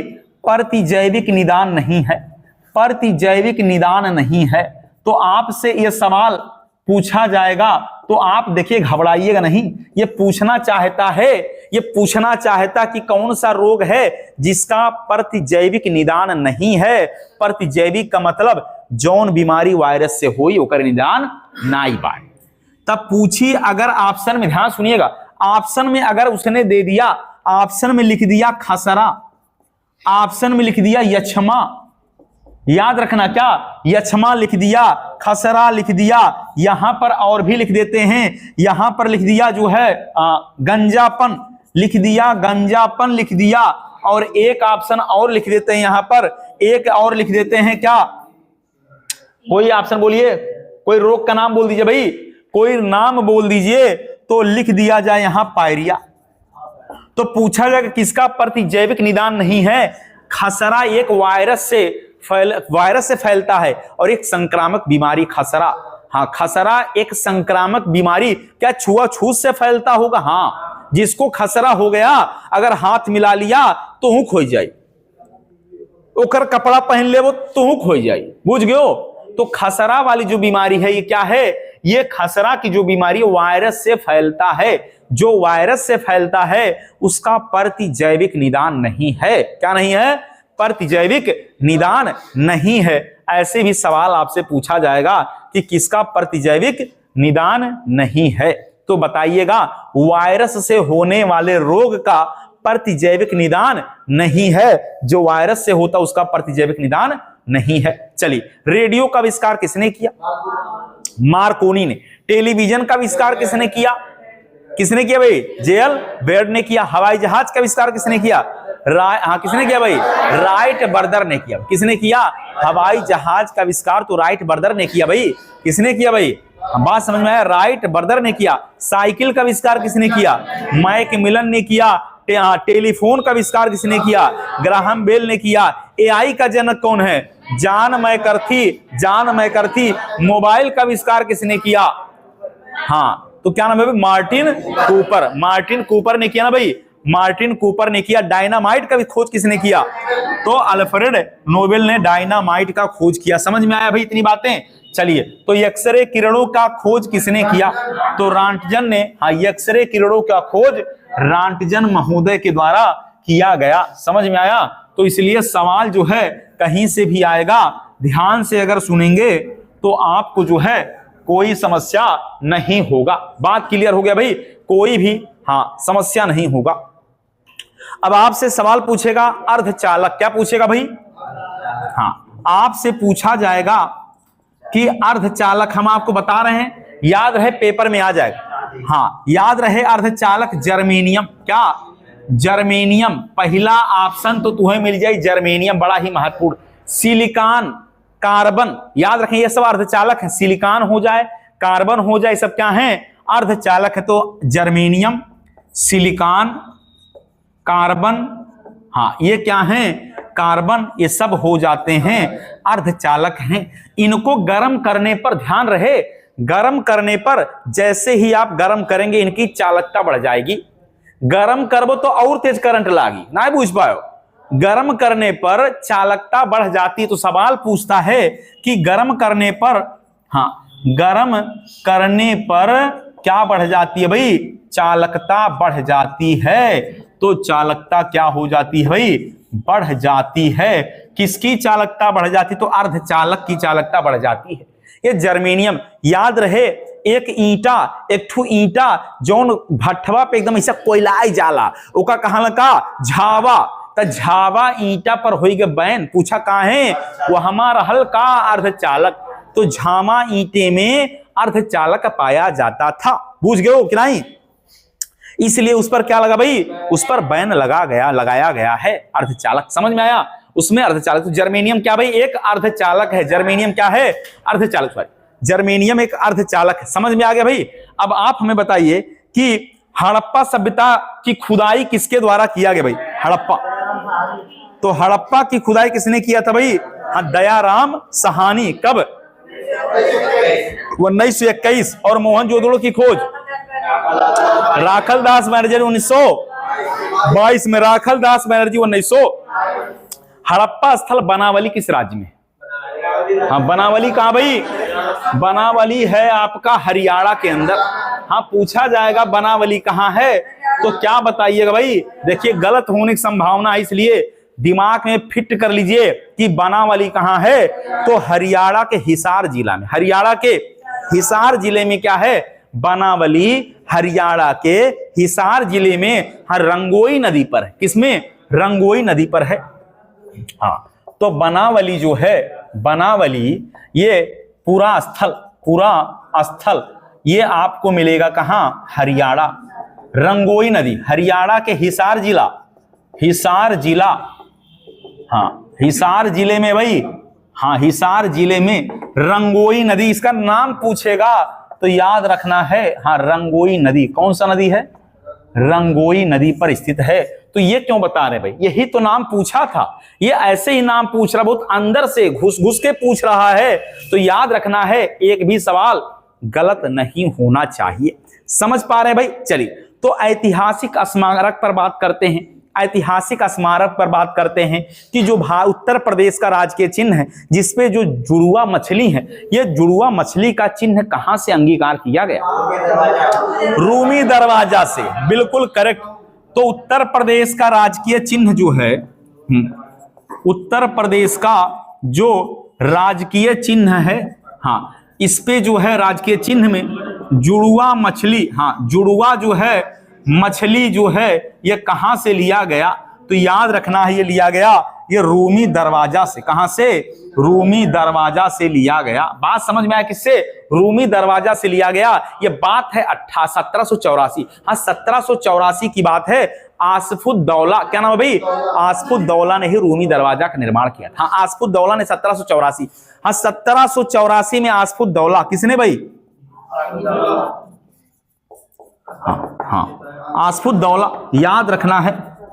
हाँ 1784 का डेट है क्या, हाँ यही तो डेट है भाई। इसी में तो रूमी दरवाजा बना था। बिल्कुल करेक्ट, हाँ बिल्कुल करेक्ट। रूमी दरवाजा 1784 में बना था। और याद रहे तुर्की शैली पर बना है, इसलिए हाँ इसको तुर्किश गेट भी कहते हैं। तुर्की शैली में बना हुआ, इसलिए इसको क्या, तुर्किश गेट भी कहते हैं। तो पूछा जाएगा इसको अन्य किस नाम से, तुर्किश गेट के नाम से जाना जाता है। तुर्किश गेट, हाँ रूमी दरवाजा को तुर्किश गेट कहा जाता है। यह तुर्की शैली में बना, यह आसफुद्दौला ने बनवाया। आसफुद्दौला 1784 में। लखनऊ के मशहूर पर्यटक स्थलों में से एक है रूमी दरवाजा। बात समझ में आया भाई। क्या इस दरवाजा की ऊंचाई कोई बता सकता है, कितना भाई, 60 फीट ऊंचा दरवाजा है। हाँ याद रखना भाई, 60 फीट ऊंचा दरवाजा है ये रूमी दरवाजा। तुर्किश गेट के रूप में जाना जाता है। बड़ा ही महत्वपूर्ण सवाल है। तो उत्तर प्रदेश का क्षेत्रफल की दृष्टि से सबसे छोटा जिला है हापुड़। हाँ सबसे छोटा क्या भाई, हापुड़ सबसे छोटा जिला है। तो हापुड़ का क्षेत्रफल कितना, 660 वर्ग किलोमीटर। 660 वर्ग किलोमीटर क्या है हापुड़, हापुड़ का क्षेत्रफल। तो क्या क्षेत्रफल से सवाल पूछ रहा है? हाँ, सवाल अब क्षेत्रफल से भी आ रहा है। 7680 वर्ग किलोमीटर क्या है आपका लखीमपुर खीरी। तो 7680 वर्ग किलोमीटर आपका हो जाएगा लखीमपुर खीरी। तो लखीमपुर खीरी 7680 वर्ग किलोमीटर है और हापुड़ 660 वर्ग किलोमीटर है। सबसे बड़ा आपका लखीमपुर खीरी है और सबसे छोटा क्या है, हापुड़। तो दोनों का आपको केवल दो नहीं बल्कि हम आपको और भी बताने वाले हैं, क्योंकि पेपर में ऐसे भी सवाल आए हैं क्षेत्रफल कौन सा छोटा कौन सा बड़ा है। इसलिए कई जो है जिले का क्षेत्रफल दिमाग में क्या बैठा के चलना है। जब क्षेत्रफल पूछ लेगा, आप रटके गए हैं कि रामपुर का चाकू और सिद्धार्थ नगर का काला नमक चावल और उत्तर प्रदेश से लगने वाले जिले जो है, नेपाल से लगने वाले जिले रटके गए हैं आप 7 जिले। लेकिन पेपरवा तो बना देगा हिया से ना, तब पेपरवा जो है बन रहा है हिया से, इसलिए आप देखेंगे कि पेपर हो जाएगा क्या थोड़ा सा कठिन। क्या हो जाएगा भाई, थोड़ा सा कठिन पेपर हो जाएगा। समझ में आ गया भाई?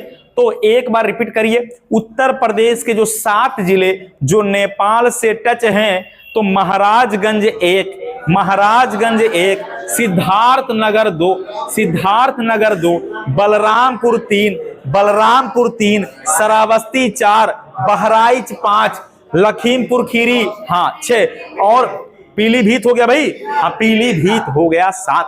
तो 7 जिले जो नेपाल से टच हैं। हाँ, बस्ती नहीं है, बस्ती इसमें नहीं है, ये भी आपको बताया गया। समझ में आया भाई इतनी बातें? तो क्लियर हो गया। तो क्षेत्रफल में सबसे बड़ा लखीमपुर खीरी और सबसे छोटा हापुड़ है। समझ में आया? हाँ, तो लखीमपुर खीरी में ही थारुओं के लिए क्या है, थारुओं के लिए एक विद्यालय बनाया गया। थारुओं का विद्यालय लखीमपुर खीरी में बनाया गया। तो क्षेत्रफल 7680 वर्ग किलोमीटर था। बात समझ में आया? तो अंबेडकर नगर का क्षेत्रफल 2350 लिख लीजिए। अंबेडकर नगर का क्षेत्रफल, अंबेडकर नगर का क्षेत्रफल याद रखना है 2350 वर्ग किलोमीटर। तो ये भी सवाल मिलाने के लिए इस समय आ रहा है ऐसे ही सवाल।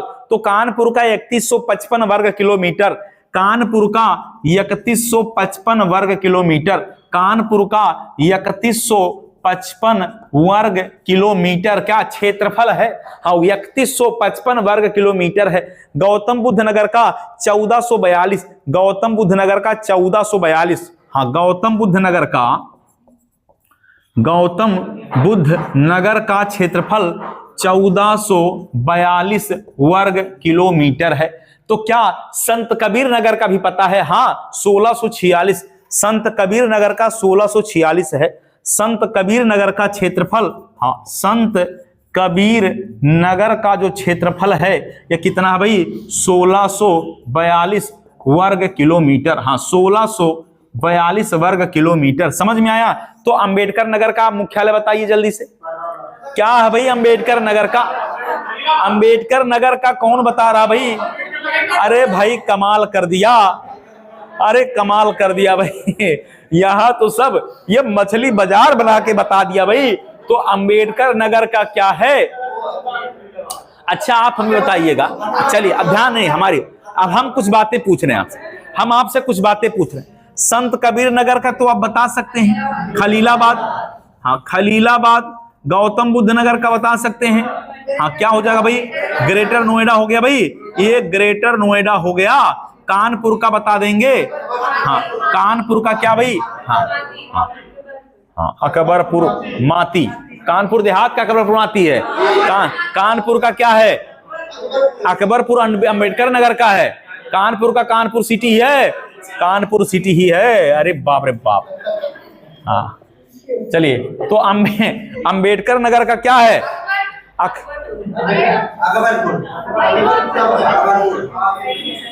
ठीक, ठीक है भाई, ठीक है, क्लियर हो गया। हाँ, ठीक है, याद आपको होना चाहिए, चाहे जैसे आप चिल्ला के याद करिए, जैसे भी याद करिए, याद आपको होना चाहिए। समझ में आया भाई? क्लियर हो गया? तो आपको मुख्यालय से भी सवाल आएगा और मुख्यालय का सवाल आपको गलत नहीं करना है। समझ में आया? तो उत्तर प्रदेश में सबसे ज्यादा क्षेत्रफल लखीमपुर खीरी 7680 वर्ग किलोमीटर है। हापुड़ का सबसे कम 660 वर्ग किलोमीटर है। समझ में आया? चलिए तो बताइएगा कि संत रविदास नगर को किस नाम से जाना जाता है? संत रविदास नगर, अरे भदोही तो है भाई, अरे भदोही तो कालीन वाला है, वही तो संत रविदास नगर है। भदोही नहीं समझ पा रहे हैं क्या? अरे भाई कालीन उत्पादन के लिए जो है हाँ प्रसिद्ध है ना भाई भदोही, तो ये वाला बात आपको पता है। ठीक, तो हाँ सवाल जो है ऐसे ही आपसे पूछा जाएगा। क्लियर हो रहा है भाई कि नहीं? समझ में आया? बताइए भाई, क्लियर हो गया इतनी बातें? चलिए तो अब और भी सवाल पर बात किया जाए। कलमकारी बताना है। हाँ कलमकारी, हाँ कलमकारी लोक कला कहां का है? हाँ ये आपका आंध्र प्रदेश का भाई। कहां का है? ये आंध्र प्रदेश का है। आंध्र प्रदेश का है कलमकारी। चिकनकारी तो पता ही है, लखनऊ का चिकनकारी कहां का हो जाएगा? लखनऊ का है चिकनकारी। ठीक है भाई, और कलमकारी हो जाएगा आंध्र प्रदेश का हो जाएगा भाई। क्लियर हो गया? चलिए आपसे पूछा जाएगा कि इकेबान शैली क्या है? इकेबान क्या है भाई?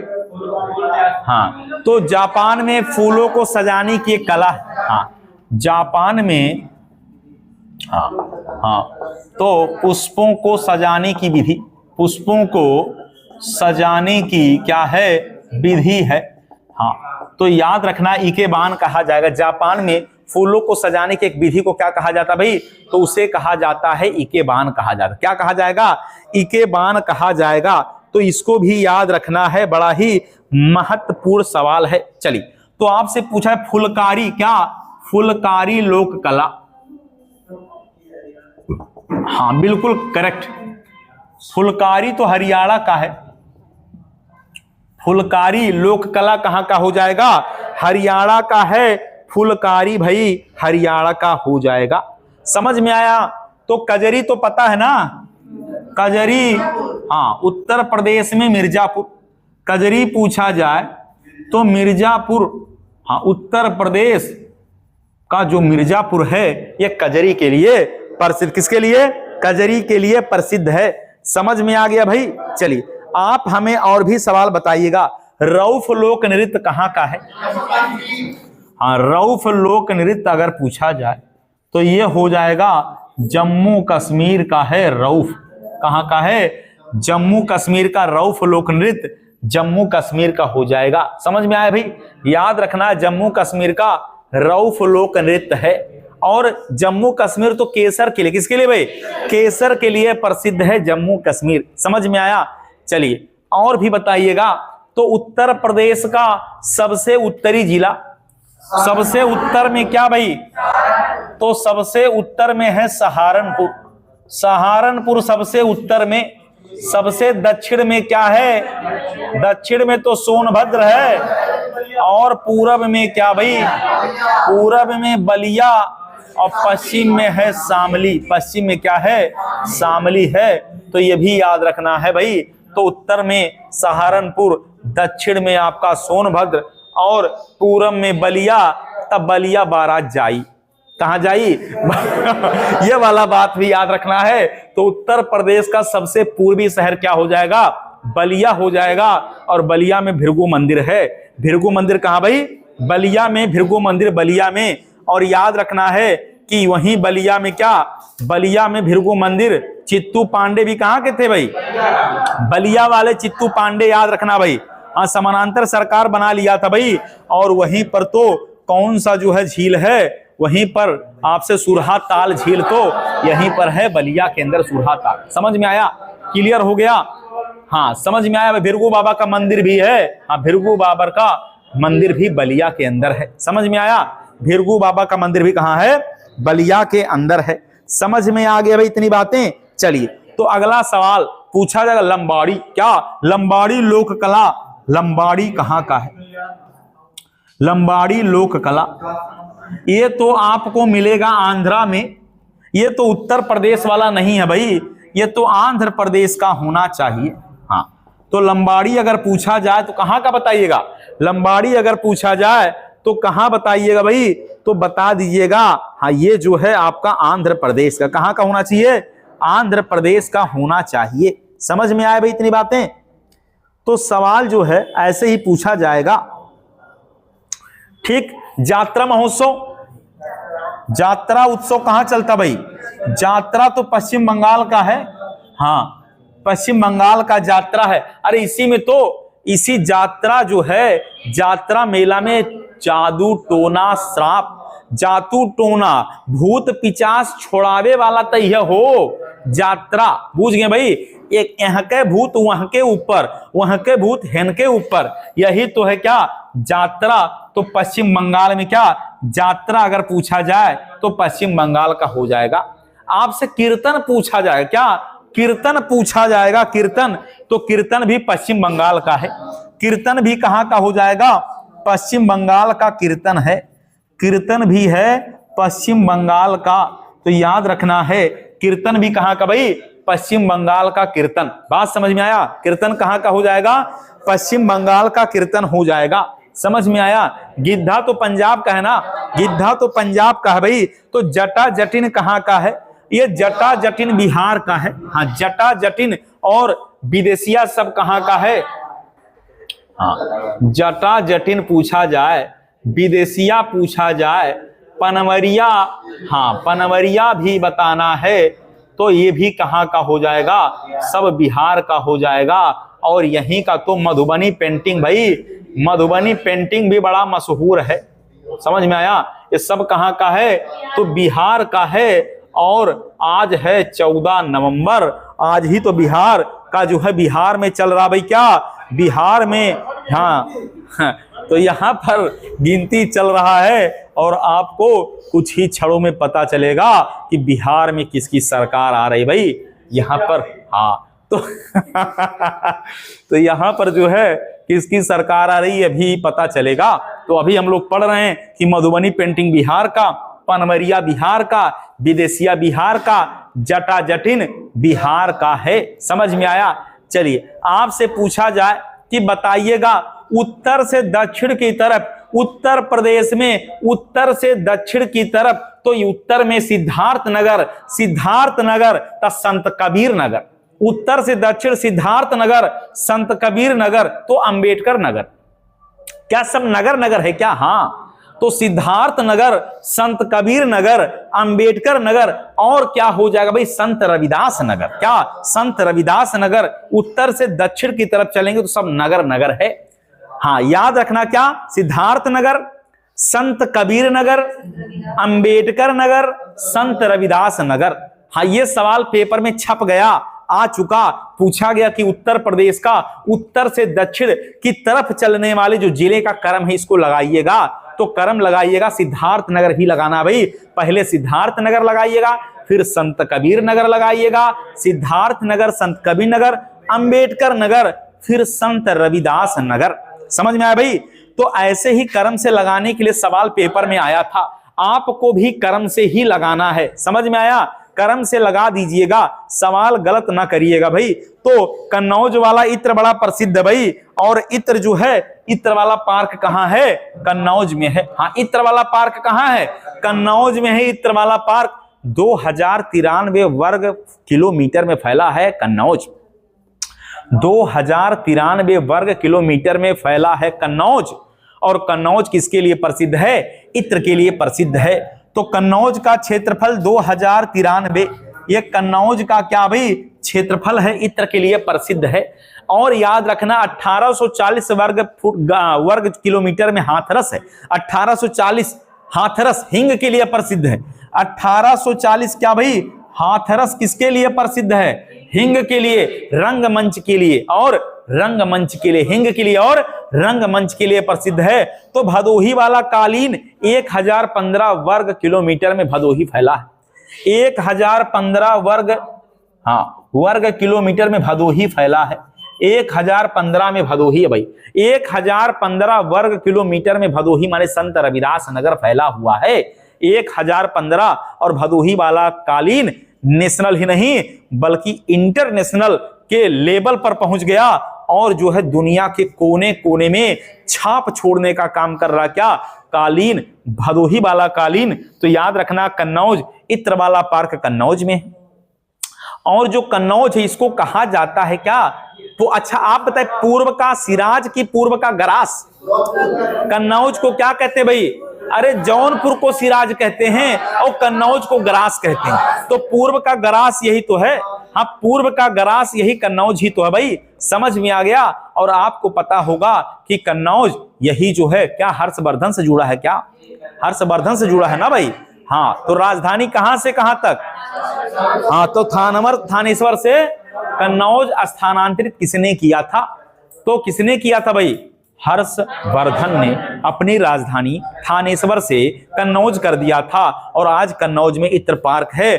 कन्नौज की खुशबू दुनिया के कोने कोने में फैली हुई है भाई। समझ में आ गया? चलिए, तो और भी सवाल पर बात करें। आप उत्तर प्रदेश की बात कर लेते हैं भाई। उत्तर प्रदेश की बात किया जाए तो उत्तर से पूरब की या पूरब से पश्चिम की लंबाई, पूरब से पश्चिम की लंबाई कितना भाई? उत्तर प्रदेश का पूरब से पश्चिम की लंबाई 650 किलोमीटर। हाँ, पूरब से पश्चिम 650। पूरब से पश्चिम कितना है भाई? तो 650 किलोमीटर है। और उत्तर से दक्षिण पूछा जाए 240 है। उत्तर से दक्षिण 240।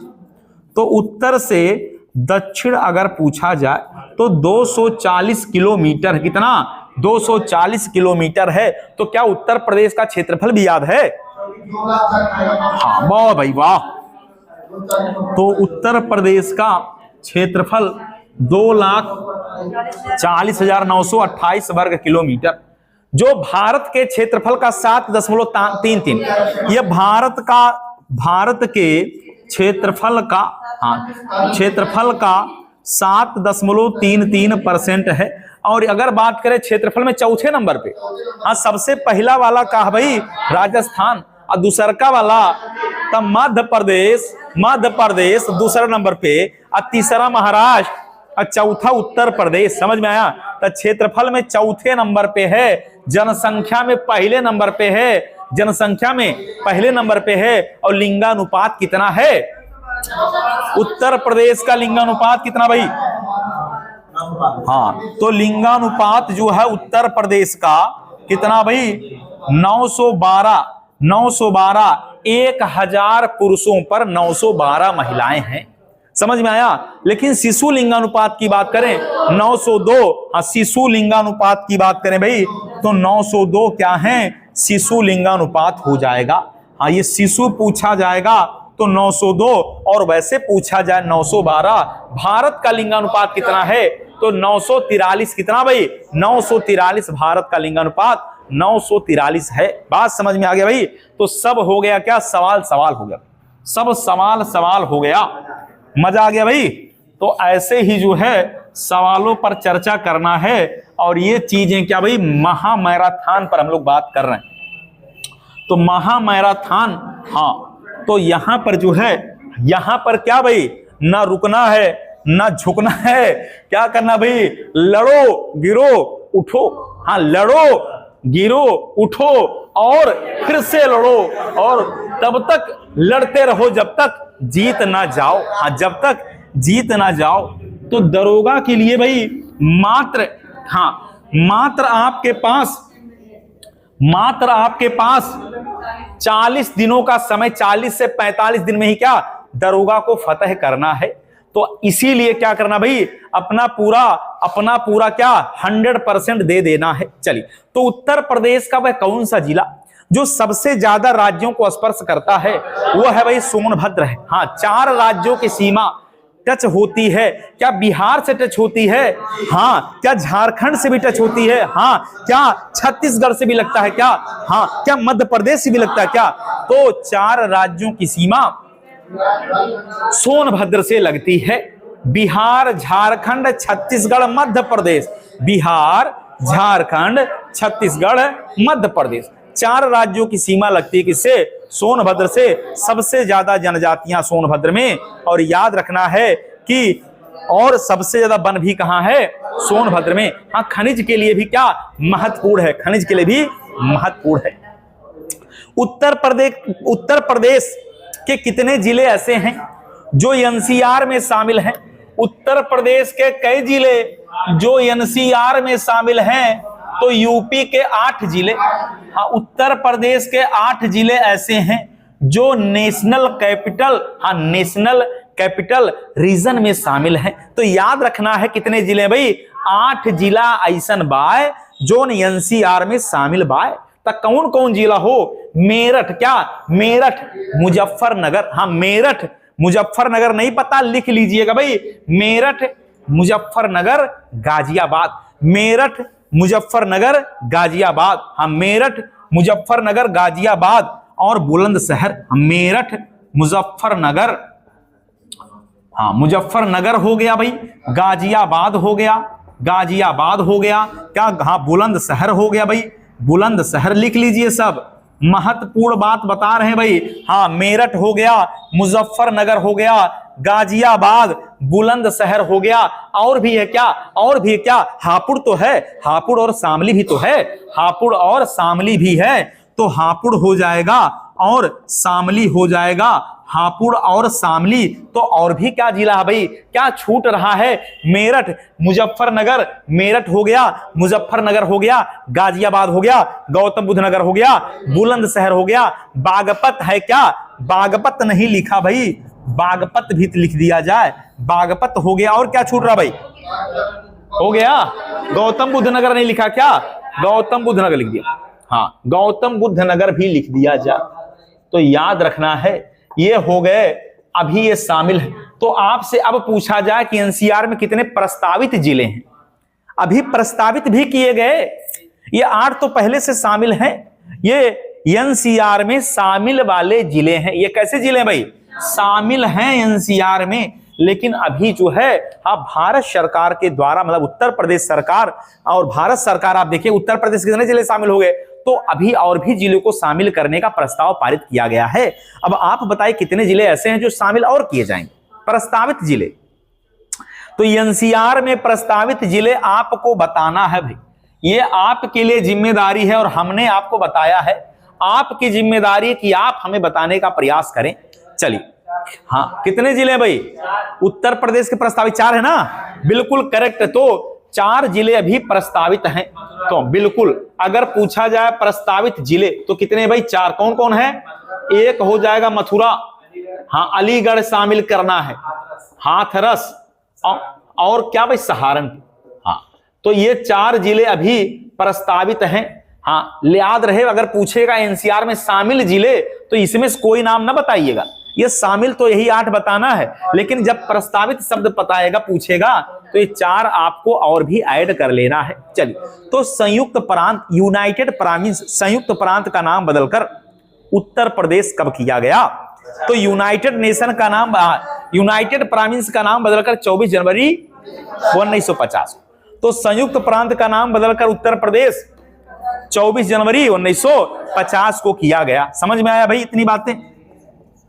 संयुक्त प्रांत का नाम बदलकर, हाँ, उत्तर प्रदेश नाम बदलकर किया गया क्या? यूपी। ये किया गया कब भाई? तो 24 जनवरी 1950 को किया गया। इसीलिए 24 जनवरी को उत्तर प्रदेश स्थापना दिवस मनाया जाता है। और पहली बार 2018 में, पहली बार कब मनाया गया भाई? 2018 में पहली बार मनाया गया। समझ में आया? क्लियर हो गया? इतनी बातें समझ में आ गया भाई? तो संयुक्त प्रांत का नाम बदलकर उत्तर प्रदेश किया गया 24 जनवरी 1950 को, ऐसा किया गया है। क्लियर हुआ तो बताइएगा, समझ में आ गया? चलिए, तो शामली हरियाणा से लगता, पता है ना भाई? और हरियाणा से लगते हैं कितने? 6 जिले। कितने? उत्तर प्रदेश के 6 जिले हरियाणा से लगते हैं। बता दें क्या? सहारनपुर। क्या? सहारनपुर। सहारनपुर लिख लीजिए भाई, सहारनपुर लिखिएगा, सहारनपुर लिखिएगा। शामली, हाँ, सहारनपुर 1, शामली 2 लिख लीजिए। हरियाणा से लगता है सहारनपुर, शामली बागपत, सहारनपुर, शामली, बागपत, गौतम बुद्ध नगर, सहारनपुर, शामली, बागपत, गौतम बुद्ध नगर, सहारनपुर, शामली, बागपत, गौतम बुद्ध नगर, अलीगढ़, अलीगढ़, मथुरा, अलीगढ़ और मथुरा, अलीगढ़, मथुरा हो गया भाई। कितना हो गया? आगरा 6 हो गया पूरा। हाँ तो ठीक है, बस हो गया भाई, इतना ही, आगरा नहीं। ठीक है, तो 6 जिले किससे लगते हैं? हरियाणा। इसमें से शामली वाला सवाल 3-4 बार पूछ लिया, शामली वाला सवाल 3-4 बार पूछ लिया भाई, गलत ना करिएगा। ठीक, हाँ समझ में आ गया भाई? इतनी बातें क्लियर हो रही हैं। तो और भी प्रश्नों पर बात करना है, हाँ और भी सवाल पर बात किया जाएगा। चलिए, तो आपसे पूछा जाएगा कि किस शहर में, उत्तर प्रदेश के किस शहर में वन क्षेत्र नहीं है? उत्तर प्रदेश के किस शहर में वन क्षेत्र नहीं है? वन क्षेत्र कहां नहीं है? उत्तर प्रदेश के किस शहर में? जौनपुर में नहीं है। वन क्षेत्र किस शहर में नहीं है? तो जौनपुर में नहीं है। याद रखना, जौनपुर में वन क्षेत्र नहीं है। पूछा जाएगा उत्तर प्रदेश के किस शहर में वन क्षेत्र नहीं है, तो वन क्षेत्र कहां नहीं है? जौनपुर में नहीं है। हाँ जौनपुर में नहीं, और क्या? बलिया में भी नहीं है वन क्षेत्र, बलिया में भी नहीं है। तो क्या गाजीपुर में है? गाजीपुर में भी नहीं है। यहां वन क्षेत्र नहीं है। तो पूछा जाएगा कि उत्तर प्रदेश के किन जिलों में वन क्षेत्र नहीं है, तो जौनपुर, बलिया, गाजीपुर बता दीजिएगा, गलत ना करिएगा। वन क्षेत्र नहीं है, ये वन क्षेत्र नहीं है। तो ये वाला सवाल अगर पूछा जाए तो याद रखिएगा, यहां पर वन क्षेत्र नहीं है। हाँ, तो आम की राजधानी मलिहाबाद, मलिहाबाद। आम्र राजधानी क्या है? Malihabad. Mango research institute Lucknow, Malihabad, आम राजधानी मलिहाबाद। समझ में आ गया भाई? तो उत्तर प्रदेश से लगने वाले कुल जिलों की संख्या कितना है? कै जिला? अरे 8 जिला और एक केंद्र शासित प्रदेश। कितना? 9 हो गया भाई। कितना? 8 राज्य और एक केंद्र शासित प्रदेश हो गया भाई 9। तो 8 राज्य और एक केंद्र शासित प्रदेश लगता है। चलिए, तो कर्मा लोक नृत्य कहां का है? कर्मा, कर्मा कहां का भाई? कर्मा लोक नृत्य छत्तीसगढ़ का। कर्मा कहां का है? छत्तीसगढ़ का। कर्मा लोक नृत्य कहां का है? छत्तीसगढ़ का। कर्मा कहां का भाई? छत्तीसगढ़ का लोक नृत्य कर्मा है। याद रहे भाई, गलत नहीं करना है। कर्मा कहां का हो जाएगा? छत्तीसगढ़ का कर्मा लोक नृत्य हो जाएगा। समझ में आया भाई? क्लियर हो गया? कर्मा कहां का हो जाएगा? छत्तीसगढ़ का क्या है? कर्मा, कर्मा लोक नृत्य छत्तीसगढ़ का है। चलिए, और भी बताइएगा। आल्हा रूदल वाला क्षेत्र क्या भाई? आल्हा रूदल वाला महोबा। पंडवानी लोक कला कहां का? पंडवानी, पंडवानी ये भी कहां का? छत्तीसगढ़। हाँ छत्तीसगढ़ लिख लीजिए। पंडवानी कहां का? छत्तीसगढ़। यदि आपने ईमानदारी सारे सवाल को पढ़ लिया तो याद रखिएगा, सवाल इसके बाहर कहीं जाएगा नहीं। हाँ छत्तीसगढ़ का लिखिएगा भाई। ठीक, चलिए। भीलों की प्रसिद्ध नाटक का नाम है गंवरी। पूछा जाएगा भीलों की प्रसिद्ध नाटक क्या है? तो भीलों की प्रसिद्ध नाटक का नाम है गंवरी। हाँ, भीलों की प्रसिद्ध नाटक क्या है? गंवरी, गंवरी। याद रखना है, ये भीलों की प्रसिद्ध नाटक है, गंवरी है। समझ में आया? तो उत्तर प्रदेश के यशस्वी मुख्यमंत्री जी का असली नाम क्या है भाई? अजय कुमार बिष्ट। हाँ, अजय बिष्ट हैं। तो अजय सिंह बिष्ट हैं, जिनका जन्म कहां हुआ था? उत्तराखंड के गढ़वाल पौड़ी में हुआ। हाँ, गढ़वाल पौड़ी में हुआ।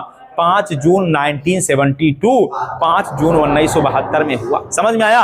ये किस संप्रदाय के? नाथ संप्रदाय। किस संप्रदाय के भाई? नाथ संप्रदाय के हैं। समझ में आ गया भाई? किस संप्रदाय के हैं? नाथ संप्रदाय के हैं। तो ये भी याद रखना है, अजय सिंह बिष्ट जो है ये उत्तर प्रदेश के मुख्यमंत्री जी। और हाँ, एक जो है ये क्या मठाधीश भी हैं, ये महंत भी हैं, ये संत भी हैं। और हाँ, याद रखना है गोरखपुर जो है गोरखनाथ मंदिर के मठाधीश भी हैं। तो सवाल यहां से भी पूछा जाएगा। क्लियर हो गया भाई? सवाल ऐसे करके भी पूछा जाएगा। चलिए, तो अशफाक उल्लाह खां प्राणी उद्यान कहां है? अशफाक उल्लाह खां प्राणी उद्यान। ठीक, हाँ, अशफाक उल्लाह खां प्राणी उद्यान। प्राणी उद्यान कहाँ स्थित है? तो गोरख, क्या बताना भाई? गोरखपुर के अंदर, याद रखना है, अशफाकुल्ला खां प्राणी उद्यान। गीता प्रेस विभाग गोरखपुर, जिससे कल्याण पत्रिका का प्रकाशन होता है। समझ में आया भाई? गोरखपुर। हाँ, सौरभ शुक्ला का संबंध गोरखपुर से है भाई।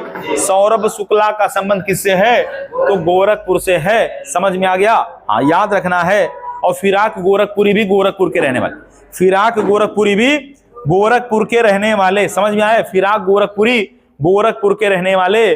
और दुनिया का दूसरा सबसे लंबा प्लेटफॉर्म भी गोरखपुर है। अब पहला तो हुबली है, हुबली कर्नाटक वाला पहला है, और दूसरा क्या हो जाएगा भाई? गोरखपुर हो जाएगा। दुनिया का सबसे लंबा प्लेटफॉर्म गोरखपुर हो जाएगा। समझ में आ गया भाई? इतनी बातें क्लियर हो गया? चलिए, कि और भी प्रश्नों पर चर्चा होना है, और भी प्रश्नों पर होना है क्या? तो चरकुला प्रसिद्ध, चरकुला के क्षेत्र का, तो चरकुला जो है ये हो जाएगा बरद क्षेत्र का। हाँ, यही है भाई। कितना दिया? 108 दीपक को सर पे रखकर महिलाओं के द्वारा यह नृत्य किया जाता है। हाँ, 108 दीपक को रखा जाता है सर पे, वही है बरद क्षेत्र का भाई। क्लियर हो गया? क्लियर हो गया भाई? चलिए, समझ में आ गया? चलिए, अब पूछा है तांडव नृत्य जो है, तांडव नृत्य किस रस से संबंधित है? हाँ, तो तांडव नृत्य जो है यह वीर और रौद्र का मिश्रण है। यह वीर और रौद्र का क्या है? मिश्रण। तो वीर और रौद्र का मिश्रण है। ये वीर रस और रौद्र रस का क्या है? मिश्रण है। तो वीर और रौद्र का मिश्रण है क्या? तांडव नृत्य। क्या नाम है? तांडव नृत्य है। समझ में आया? तो कौन सा विटामिन है जो कैल्शियम के लिए सहायक, कैल्शियम और फास्फोरस की भूमिका निभाता है? कौन सा विटामिन कैल्शियम और फास्फोरस की भूमिका निभाता है? तो विटामिन डी जो है कैल्शियम और फास्फोरस की भूमिका निभाता है। हाँ, कैल्शियम और फास्फोरस की भूमिका, हाँ, फास्फोरस की भूमिका विटामिन डी सही है। हाँ, विटामिन डी बिल्कुल करेक्ट है भाई। हाँ, यही तो हड्डी वाला भाई, विटामिन डी ही तो है, कैल्सीफेरॉल विटामिन डी। इसी की कमी से बच्चों की हड्डियां क्या हो जाती हैं? हाँ, बच्चों की हड्डियां टेढ़ी हो जाती हैं। चलिए, जब किडनी काम करना बंद कर देगा, जब वृक्क कार्य करना बंद कर दे, तो हमारे जो है शरीर में क्या हो जाता है? तो याद रहे, जब किडनी कार्य करना बंद कर देता है तो मानव के शरीर में नत्रजन अपशिष्ट इकट्ठा होने लगता है। क्या? नत्रजन अपशिष्ट इकट्ठा होता है। तो याद रखना है, नत्रजन अपशिष्ट क्या होने लगता है? इकट्ठा होने लगता है जब किडनी काम करना बंद कर देता है। अगर किडनी खराब हो जाए तो शरीर में नत्रजन अपशिष्ट इकट्ठा हो जाएंगे, क्योंकि किडनी का काम होता है खून को साफ करना, खून को क्या करना भाई? फिल्टर करने का काम होता है। समझ में आया भाई? नत्रजन अपशिष्ट जमा हो जाएंगे। चलिए, तो गाय के दूध में कौन सा प्रोटीन पाया जाता है? गाय के दूध में पाया जाता कैसीन। गाय के दूध में क्या पाया जाता है? कैसीन पाया जाता है गाय के दूध में। याद रखना है, कैसीन पाया जाता गाय के दूध में। समझ में आ गया? कैसीन क्या है? एक प्रोटीन है। कैसीन क्या भाई? एक प्रोटीन है, और यही गाय के दूध में पाया जाता है। तो कैसीन प्रोटीन किसके दूध में? गाय के दूध में पाया जाता है। क्या यह स्वास्थ्य के लिए अच्छा है? हाँ, स्वास्थ्य के लिए अच्छा है। भैंस के दूध के मुकाबले गाय का दूध क्या होता भाई? हल्का होता है। भैंस का दूध तो मोटा होता है, दिमाग भी मोटा हो जाता है। क्या? दिमाग भी मोटा हो जाता है। तो अंतरराष्ट्रीय मुद्रा कोष का गठन कब हुआ? अंतरराष्ट्रीय मुद्रा कोष की स्थापना कब हुआ भाई? अंतरराष्ट्रीय मुद्रा कोष की स्थापना, इंटरनेशनल मॉनेटरी फंड की स्थापना 1945 में हुआ। हमने आपको बताया भाई। चलिए, तो अंतरराष्ट्रीय मुद्रा कोष, हाँ, 1945 अंतरराष्ट्रीय मुद्रा कोष यह बना है 1945। इसका मुख्यालय वाशिंगटन डीसी में। हाँ, इसका मुख्यालय पूछा जाए, हाँ, तो वाशिंगटन डीसी। इसका मुख्यालय वाशिंगटन डीसी में है। कहां भाई? वाशिंगटन डीसी में है। समझ में आ गया भाई? क्लियर हो गया? चलिए, और भी सवाल पर बात करते हैं, और भी सवाल पर बात करते हैं। तो हाँ, यहीं पर जो है एक अंतिम सवाल पर बात कर लेते हैं, इसके बाद फिर थोड़ा सा ब्रेक देंगे आपको। तो बताइए, कालिदास का एक नाटक है अभिज्ञान शकुंतलम। अभिज्ञान शकुंतलम का अंग्रेजी में अनुवाद किसने किया? अभिज्ञान शकुंतलम का अंग्रेजी में अनुवाद किसने किया? अभिज्ञान शकुंतलम का अंग्रेजी अनुवाद किसने किया? क्या नाम है? तो क्या सर विलियम जोन्स हैं क्या? हाँ, सर विलियम जोन्स। तो अभिज्ञान शकुंतलम का अंग्रेजी अनुवाद सर विलियम जोन्स। समझ में आ गया भाई? सर विलियम जोन्स हो जाएंगे। समझ में आया? सर विलियम जोन्स हो जाएंगे। हाँ, अभिज्ञान शकुंतलम, अभिज्ञान शकुंतलम का अंग्रेजी अनुवाद किसने किया है? तो William Jones, sir William Jones ने किया। चलिए, तो ये आपका अंतिम सवाल हो गया। और आपसे एक अंतिम सवाल और पूछ लिया जाता है, आप हमें कमेंट में बताइएगा कि बताइए भगवत गीता का अंग्रेजी अनुवाद किसने किया है। इसको आप कमेंट में बताइएगा।